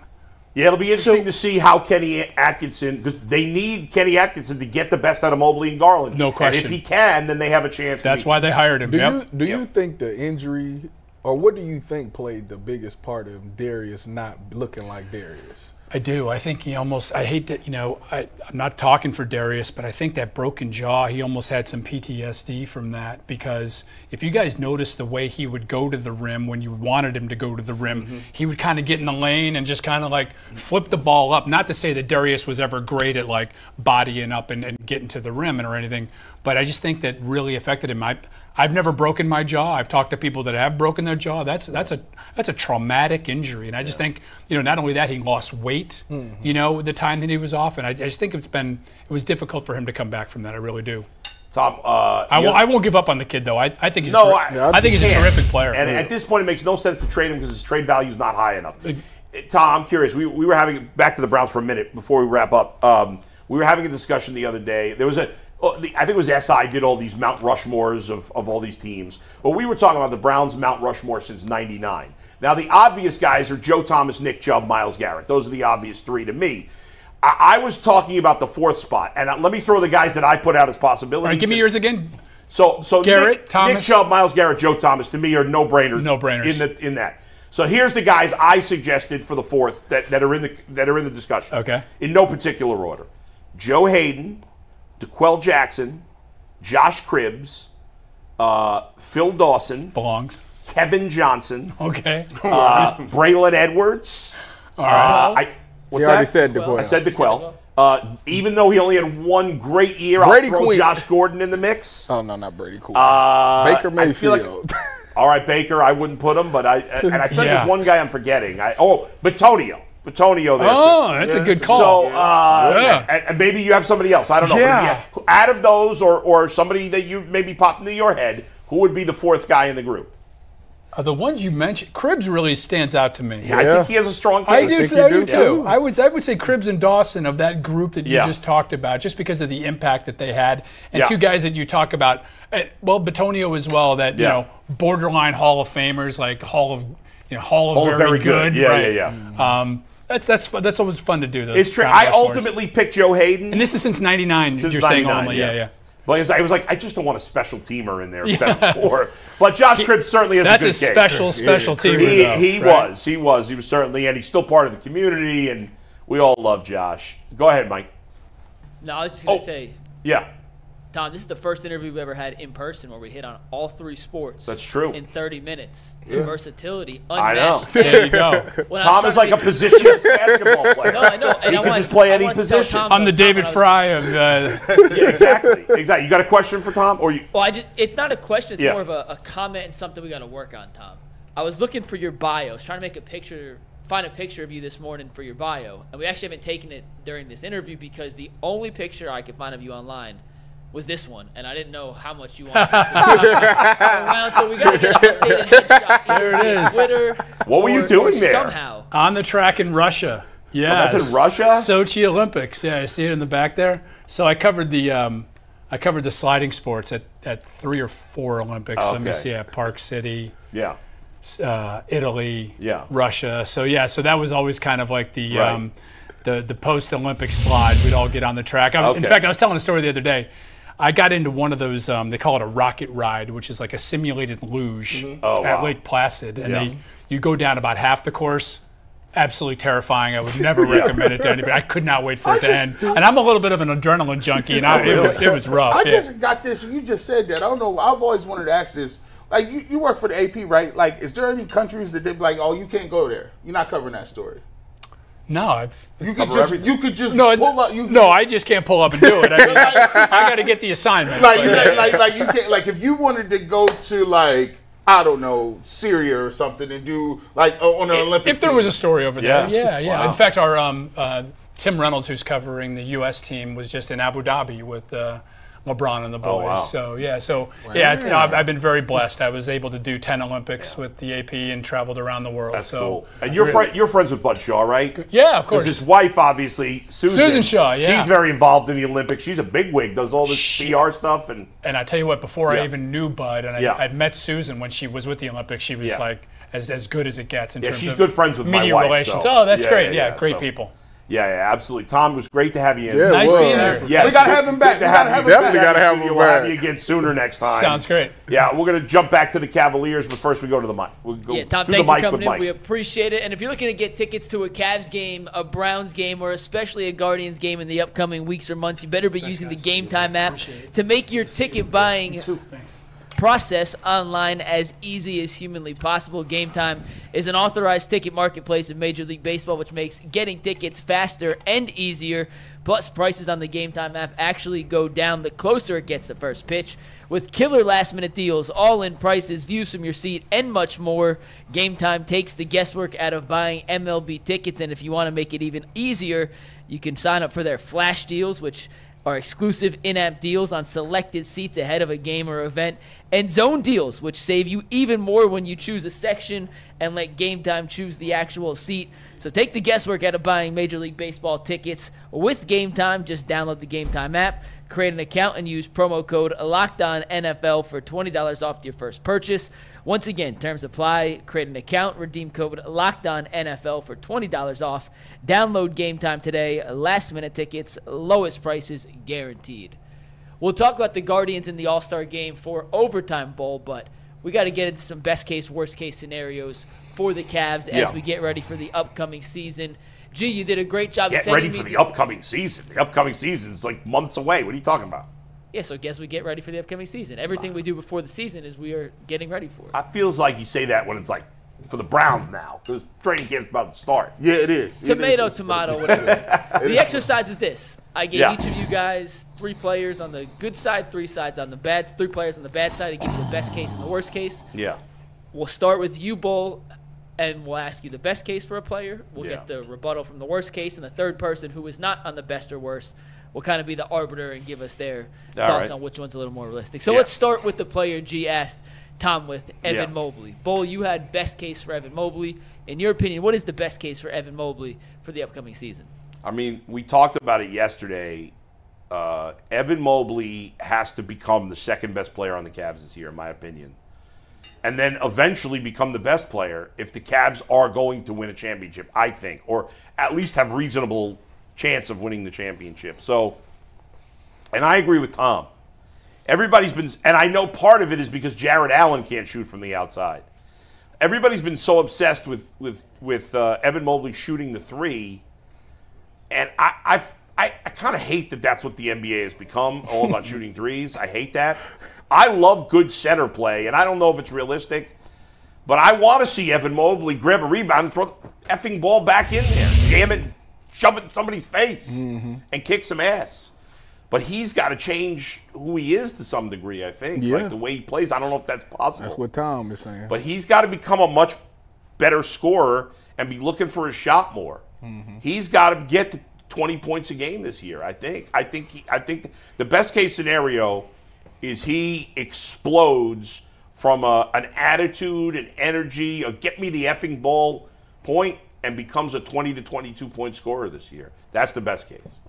Who's got the worst case? I got the worst case, and I set this up. It was a reverse pickpocket move. 2 stanzas in front. Tom just hit on it. I knew he was going to say it. Yeah. He had the crystal ball. The worst case scenario for Evan Mobley is whatever Mobley is today, which is not that bad, right? That's nice player. Nice player, yeah. But it's the worst case scenario in which the Cavs can't get to the next level. So right now, Mobley is a really borderline elite defender, right? Like, you can argue whether or not he's on the ball guy that can switch and how good is he, like, in terms of just in the scheme defense. But we'll just give him, he's an elite defender, right? But worst case scenario is he never becomes a truly elite rebounder when I'm talking about 13 rebounds, 14 rebounds, right? Because, Jared Allen is a better rebounder than he is. Way better. He doesn't ever develop a consistent three-point shot where he's taking contested threes, or he's a guy that's going to create his own shot, does not have a go-to move. But that's not that bad, right? He's gonna get a max deal. He's gonna get $234 million or whatever the case is for the max deal. Selfish. But the reality of the situation is, if you do give him a max, you can have worse players at a max. He's going to be a good defender. He's going to give you the 15 to 17, whatever it is. The worst case scenario is he just is good. He's never going to be an elite guy. He's not a unicorn. He's just a guy that is limited offensively at the next level, and he's going to be your second or third option on a mid team. Arbitrator? Well, I've heard both sides, and what's he supposed to decide, Mike? Both sides, whether I'm not necessarily who's right or wrong, but just thoughts on the varying scale here of what you guys said. So I heard both sides, and I thought both of y'all was right with what y'all was saying. Evan Mobley on the worst case, I think worst case is that he is the exact same player. He gets a couple of threes. He does have some games where he gives you some good stuff, but it's not a consistent basis. But I also can see him. Now that you got Kenny Atkinson in there, if Kenny Atkinson comes in there and forces his hand to, hey, don't look for nobody, you run the rock, or he gets some of that Donovan in him where he's like, you know what, I can be that guy, I can be aggressive, I can take over a game, and we see that, I can see that happening because I know people believe that you either born that way or you're not. And I'm telling you, that's not the case. I've seen people be able to transform themselves to having that mentality. So I believe he can develop that mentality. And I think Tom did a great job of pointing out that this dude is only 22 years old. When you become 23, 24, 25, that's when you start developing, like, I'm a man. I'm a grown A man. Like, you're not going to do me like that because I'm a grown A dude. Like, I pay taxes. Like, that's where you got to be at. So I think he can develop that mindset. Yeah. And I think with this right coaching staff and with a guy like Donovan there, it's going to take everybody to continue to push him. But I think he can become that guy where he develops that attitude. Let me ask you this question, McNuggets. I feel like Evan Mobley, people want him to get 22, 23 points a game. But let's say his archetype is different, like it's 2K. Say, for instance, Mobley, we talking. It's 2K. Now you give him a passing package like Jokic, and you let him be kind of a facilitator on the offense with the way he screens passes like Draymond Green, and you run your offense through the high post with Evan Mobley. Do you believe if he is a elite passing big man and could understand the game a little more like that, he does not necessarily have to get 23 points a game? If he's more of a 20-point guy, more of a 9-10 rebounds, but he's giving you 6 assists and because he can pass the ball and facilitate, do you think that would elevate the Cavs the same as him shooting? Yes and no at the same time. I don't think it's the number of points he scores per game that shows necessarily his offensive progression, because if Donovan and Darius still going to have the ball as frequently as they have, it's just a shot attempts. He shot 57% from the floor. Like, it's not like he's taking a bunch and missing. He just doesn't get a ton of opportunities. His growth, whether it's as a shooter or a playmaker, using him in ways to unlock more space on the court for their driving guards is the biggest asset. Now, shooting's the most traditional, easiest way to do it. If he's facilitating offense from the high post, you still have Jared Allen who's clogging the lane. So it's give and take. But his best skill set right now, today, as of 12:38 on July 17th, offensively is his ability to play make and pass. And if Atkinson doesn't tap into that more, I absolutely would be shocked. So let's put it that way. One last thing that has very little to do with this conversation, but G. Bush mentioned that that Evan Mobley's going to sign a max contract for, what is he getting to? Selfish is what he's getting. He's getting selfish for 200 how much million? How many? 226. Okay. It's so funny because people talk about the salaries in baseball because there's a disparity, right? But the interesting thing is basketball is really the only sport of the big three, outside of like second-tier quarterbacks. It's really the only sport that guys consistently, that the non-superstars get consistently overpaid. Evan Mobley is not worth $230 million. That's crazy. Right. He's been, from an offensive standpoint, he's an average NBA player at best. Why you think all the young kids play basketball? Yeah. Like in football, the only guys that get there's individual players that end up getting overpaid. You know what? But only like the second-tier quarterbacks get overpaid. In baseball, the only guys that get the huge contracts are the stars. And you know what, though?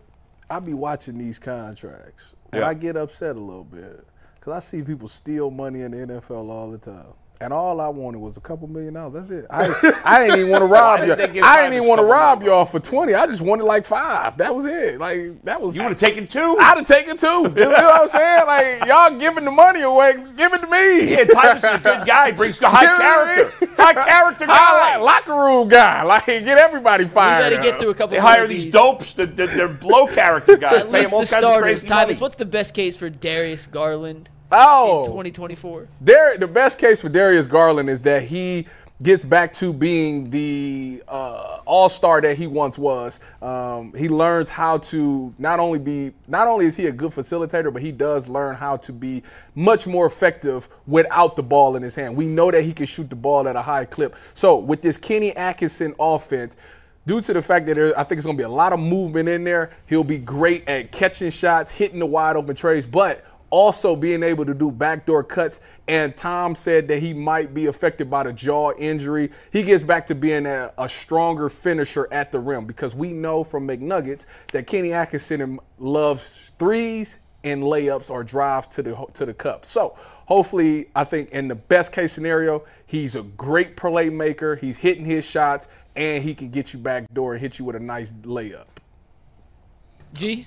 Once again, you got worst case here. I didn't mean to do back-to-back. Okay. What's the worst case for Darius Garland? Well, the worst case for Darius Garland is a lot like Evan Mobley. It's not that bad. The problem with him is he already got the max deal. He's living up to the max contract, and he's living up to the expectations of being the second best player. The worst thing that happens to Darius Garland is we found out that he's the second best player on a mid-team. So if you're the second best player on a mid-team, that means you don't really affect the game all that much in terms of winning. I feel like Darius Garland, worst case scenario, is who Darius Garland is right now. He's a guy that is going to have 18 points. He's going to shoot a nice sum of, from beyond the three-point arc, maybe 37, almost 40%. He's going to give you about 6 dimes. He's going to turn the ball over a little bit. But when you get to the playoffs, he's going to be a person that is going to be a defensive liability. He's going to be a person that may not show up every single game, and you can't count on him getting 25 or 26 or carrying the team. And he's slider frame. For me, Darius Garland, they need to change the way they look at Darius Garland. Darius Garland needs to be a guy who is making his moves with 3 to 4 dribbles and making a decision rather than 8 or 9. I think they also play way too slow of a pace for Darius Garland. Like, he's too slider frame. He does not finish well enough in a basket. The Cavs in general need to get out and run more and get more easy baskets against less set defenses, especially when you got big wings like you're playing against the Boston Celtics and guys that beat you up physically like the Knicks. Get out and run. JB played way too slow of a pace. I want to see him run on misses and makes, and he could get 4 to 5 points just in the open court because he's out moving without the ball. He need to make quicker decisions, and I think if they moved the ball out of his hands some and he pushed the pace and shot more threes like Tyvus said, I think he could be more of an effective player with less dribbling, less moving around. He just needs to get the ball, make quick decisions, get out. I think enough's been said on Darius. Let's move on to the next guy, Mike. Donovan Mitchell, you're on the good side of this. What's the best case scenario for Donovan Mitchell? You sent me a very detailed answer on this Listen, there's notes. I got to get to my notes on Donovan Mitchell. That's the best case for Donovan Mitchell. You miss under 10 games in the regular season. I need you to see your durability under 10 games. No games in the playoffs. We need you ready to go every single game, and it's just like we talked about Deshaun Watson. Hey, if Deshaun's out there for 17 games, the numbers will be there. The same with Donovan Mitchell. If he's out there in the playoffs, the numbers will be here. But here's the thing. I want him to be way more efficient. I want him to have a career high in assists. I want to put the ball more in Donovan's hand. I like what I saw last year. I want him to be the de facto point guard. I want to see him get about 7.9 to 8.1 assists, right? I want a career high in offensive rating. I looked at the offensive rating. I needed him to be at a 122. To put that in perspective, that will put him in the top 5 in the league with guys like Luka, guys like LeBron, Shai Gilgeous-Alexander, 122 or better. I like his PER. I need that to be 28 or above. Now, you can get in the top, 10 with 24 at PER. But if that puts you at 28, that means he's at the top 5 of players that affect the game with the jokers and guys that there. And the reason I'm saying that is I'm not saying points. You notice I didn't say points. Because what I want to do is I want to facilitate. I want to get Evan Mobley more involved. So if Evan Mobley is going to be more involved, I need him to be more efficient with the touches that he does have. Mm-hmm. And so I think if you defer, get Evan Mobley to be more vocal, get him as a playmaker, the ball comes out of your hand a little bit more, less shots. You notice I didn't say anything about the points. He's going to get his 24, 25 because it's just Donovan Mitchell. Yeah. But I want more efficiency and health. The health is the only thing on the downside. I mean, Donovan Mitchell's a star. He's a superstar. I mean, he's a great player. He's not going to just have a bad season statistically. No. He's going to put up his numbers. He's going to play great most of the time. It's only about health. You talk about during the regular season, he missed time in the playoffs, and once he was done in the playoffs, that was it. The Cavs had no chance. Obviously, wasn't overly likely they were going to beat Boston anyway, but without Donovan Mitchell, they had no chance. So the worst-case scenario is we're starting the playoffs with no Donovan Mitchell, which means they don't go anywhere and they get swept in the first round. Right. Hey, no matter what happened during the season. McNuggets, do you think Donovan could be in the 50-40-90 club? You think he's good enough to do that? No. I mean, with as much as he shoots volume-wise, no, I don't think so. I don't think he'll be far off, but I don't think he's ever shot that efficiently, especially from 3. Yeah. Like his career highs. I'll pull it up right now for you. What was his best 3-point percentage? In his career for an entire season, his best field goal percentage ever was 48%. His best 3-point percentage ever was 38.6. Close. And he's never shot 50, 40, or 90 for a season in his career. But he's close though. I was in the 50, 40, 90 club as a sophomore in baseball in high school. Nice. Tyvis, what's the best? You didn't even ask me what it was, Mike. That was the quickest move along. Yeah, Mike. Moving right along. What's 50, 40, No, 90 I'm not in saying it now. Forget 50 it. homers, 40 No, stolen bases. I'm not saying it. I had what I thought was a good joke, but it's now been ruined. Jared Allen, Tyvis. Couldn't play along for 2 minutes because we got to do best case, worst case scenario. Well, we already know the answer to best case, worst case scenario. Go. Jared Allen, Tyvis. What do you got? The best case for Jared Allen is, first of all, staying healthy. I think we've seen the best of Jared Allen. Haven't we? I don't think unless he develops, the best case is he develops a jump shot. He developed a midi like that. Oh, he changed the game. But I don't. He's peaked right now. That's what I'm saying. Like, I don't think we can get much better. The best case is that he stays who he is. The worst case, and maybe and develop a midi. The worst case if he shaves his hair, he'd be the only black guy that would look bad with a bald head. I love his hair. He can't be bald. Yeah, here's the thing about Jared Allen. This is what we talked about. Jared Allen, best case, you're going to the bench. We're moving you to the 5. Dang. Listen, bear with me. The worst case for him. Evan Mobley and Jared Allen cannot play together. One of the things that we're talking about, you got 2 athletic bigs, 2 bigs that can run the floor better than anybody.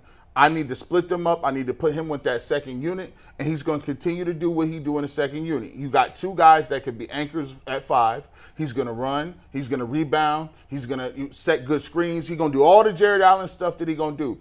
And the crazy thing about moving him to the bench is he's still going to give you what he's going to give you. He's still going to end up with about 14 and 10 because that's what he do. This the guy that's about to get paid, right? Oh, hey, listen, hey, we don't care where they at. We're going to pay them. We're going to slide them for about winning. What we want to do. The Cavs, if they're not going to make no moves, they got to complete two different rosters. First team, second team. You move Allen down there, and now you got guys that can come off the bench, and you surround them with them. Dean Wade, shooter. Max Strus, shooter. LeVert. Amani Bates, shooter. I'm moving LeVert to the starting lineup. Oh, you are. And I'm starting. On that exact thought, you have LeVert as a best case. So what is the best case for LeVert as a starter, which you did text me last night saying you were going to mention? Listen, best case for LeVert is he comes and he's your J.R. Smith. He's a guy that he's athletic. He's 6'6". I need him to shoot way more threes. Again, we need to get out and run. You're a guy that if we're gonna play a smaller lineup, you're gonna be a guy that I'm gonna ask to shoot a lot of threes. You're gonna be a guy that I think if they switch on pick and rolls and you got a big on you since we're going small, it's either a layup or a 3. No mid-range game, Mr. LeVert. But I think that he has more size, and he's another guy that can knock down shots and be a playmaker. Underrated playmaker last year. So I think LeVert is a guy that if you put him with the right squad with him and Darius Garland, you got LeVert out there, you play Mobley at the 5, and then people are going to think, oh, here comes the Imani Bates. Here comes Imani Bates. No, Imani Bates is with the second unit fighting for some minutes. I'm starting Jalen Tyson. He's starting at 4. Yeah. And now I got a guy because he has a defensive mindset. I like his physicality. He's big. Now all he got to do, hit open shots. Josh Hart, this is your game. You Josh Hart, the new one with a ponytail. That's what you're gonna be. That's my 5. And that's how we're rolling. The worst case. the worst case for Karis LeVert is, I mean, he's already a one-trick pony. Is that what? I ain't heard that in a while. Is that the only one thing he does well, which can be a hot scorer at times, that he totally craters in his shooting, and he's out of the league by the end of the year. Max Strus, Bull. Best case for Strus. He becomes a better player. I don't know. I'll give you the answer on Strus then. Max Strus is used like he was used in Miami, so they can get the best out of him. And if I'm going to keep my title as most improved basketball analyst, I got to give a real answer. Way to bounce He's back. got to be it. He thought. You know how you before talked about like when you're the man, everybody knows you're the man. Mm-hmm. Like Max Strus thought he was the man. Yeah, he did. He ain't the man. He came in pulling. I don't know what the hell he thinks. Who the hell he thinks he is? But he's got to get back to being Miami. And this coaching staff has got to get back to making him the Miami version of himself because that was a good player that could help the Cavs more than he did last year. Well, I'm going to say a little bit of the best case scenario for him is that they figure out he gets in and actually plays the 2 rather than the 3. Yeah, that's true. So he can be where he's naturally supposed to be. So, worst case scenario, though, because that's what I'm arguing, is that he's the same guy that we saw this year. He was a guy that was very inconsistent from Trey, played the 3 out of position, really didn't do a lot on the defensive side, and when you needed him the most to hit those big-time threes, he didn't come through for you. That's the worst case scenario for him. I mean, worst case, they still tried him out there as a 3. And he continues to steal money. And he gets his mouth tore out by Jalen, and Jalen Brown and all the other 3s that is 10 inches taller than him.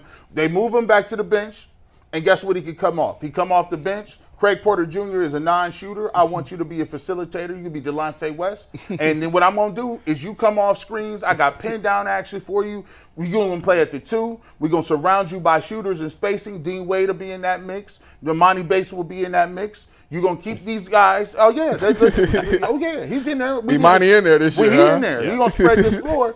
And he'll be a person that has no conscience coming off the bench. He ain't got to have the starter mentality. We got Dean Wade next?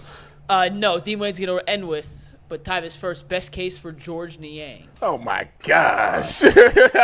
When you gave me that, I was so upset. George Niang is Listen, such a slap. best case for George Niang is that George Niang comes off the bench at that 4 position and he gives you that stretch. He's that guy that brings some attitude to you. He has it in him because we've seen moments where he came off, hit them corner trays, and he was a problem. He absolutely stretches the floor out and makes it hard for those defenders to try to have that help side defense. And also on the defensive side, he's a guy that can bang down there in the paint, get you some rebounds, outlets, and run the floor. The best case is also they take the S off his name, because if he's going to call himself George, I know a guy, my good friend George it's Georges. His name is Georges. If you have an S at the end of the name, your name is Georges, not George. Let's go.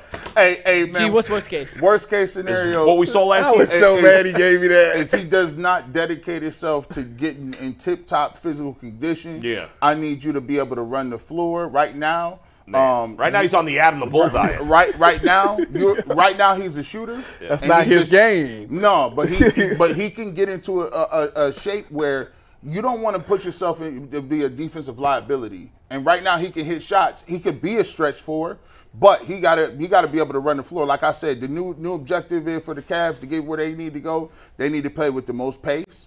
They need to get the most shots up. They need to lead the league in 3-point attempts. And to do that, you need your bigs to be able to run the floor, relocate, and pull up.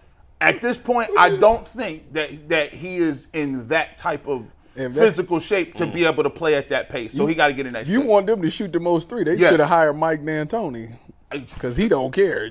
I want you to shoot 70 of them a game. And I want you – and he was at Golden State. What made Golden State so dominant when they was balling, guess what? They was pulling up from half court. You got the they're two of the greatest shooters ever, though. Granted, I know. Yeah. We ain't got them yet. But we still want them to have that threat. Yeah. Mikey. 30 seconds to end it. Dean Wade, best case scenario. Just be healthy. I mean, he's a nice contributing piece, but he's always hurt. So that's the best case is he stays healthy for a whole year and can do what we've seen glimpses of, which is be a pretty good defender, a good rebounder, and a pest for the other team. We want to see more of the Vanilla Wolf. We haven't seen him. Yeah. That was fun. Let me get our last reading before I get to our super chat. But as you guys know, the Ultimate Cleveland Sports Show is sponsored by BetterHelp. Sometimes we all need the opportunity to get something off our chest, big or small. Certain things in your life can start to get to you, and it's important to let that out, especially to somebody who is unbiased in your life. So today, I want to say how I really feel about something. You might even be thinking about the same thing this week. The Cavs Summer League game tonight doesn't tip off till 10 p.m.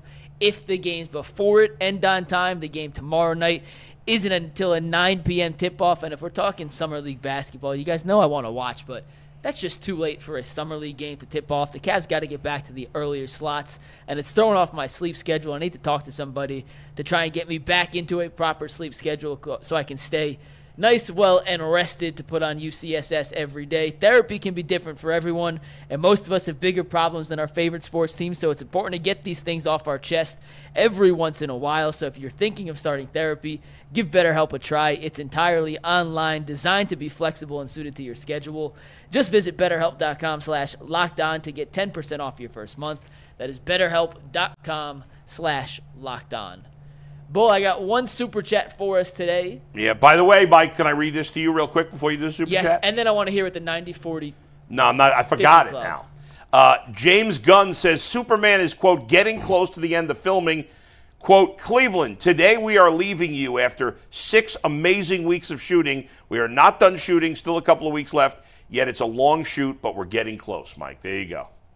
I know you've been worried about the traffic. Thank you, James. Yeah. Hold on, wait. If we saying stuff, let me say something. Yeah, say something. You see that the Glenville Tar Blooders gifted Deshaun Watson a state championship ring?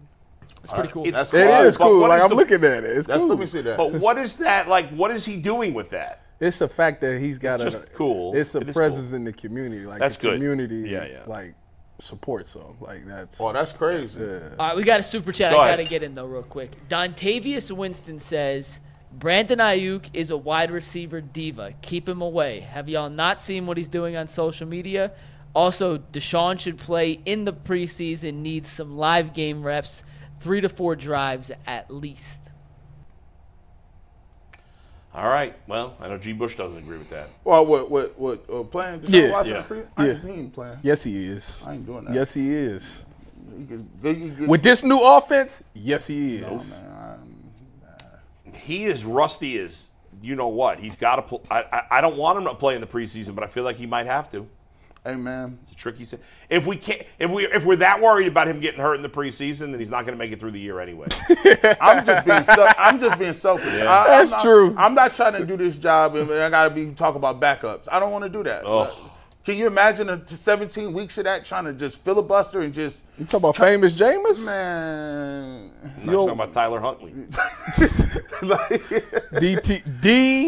DT Mara. It's no Mara. He practice squad DTR. I don't know what's going to happen with DTR. That is going to be interesting, boy. And Nick Chubb lifts weights now. That's crazy. Hey, he's a monster. Played the video yesterday. He's a monster. He's a beast, bro. That's crazy. Somebody need to check him. He getting tested. His DNA is You better believe he getting drug tested. Stuff. That's Paul. We're going to talk about the guards in the All-Star game in overtime. We didn't get a chance to get to it on the show because Tom was really good. Yeah, he was dope. Good having Tom on. Yeah, we'll get to that. Bring him back. So we'll Plus talk maybe about a little that House of Dragon talk. We'll see if G. Bush is locked in. Cool. We'll get to that too. Coming up on Overtime. We'll see ya. Peace. Deuces. By the way, man.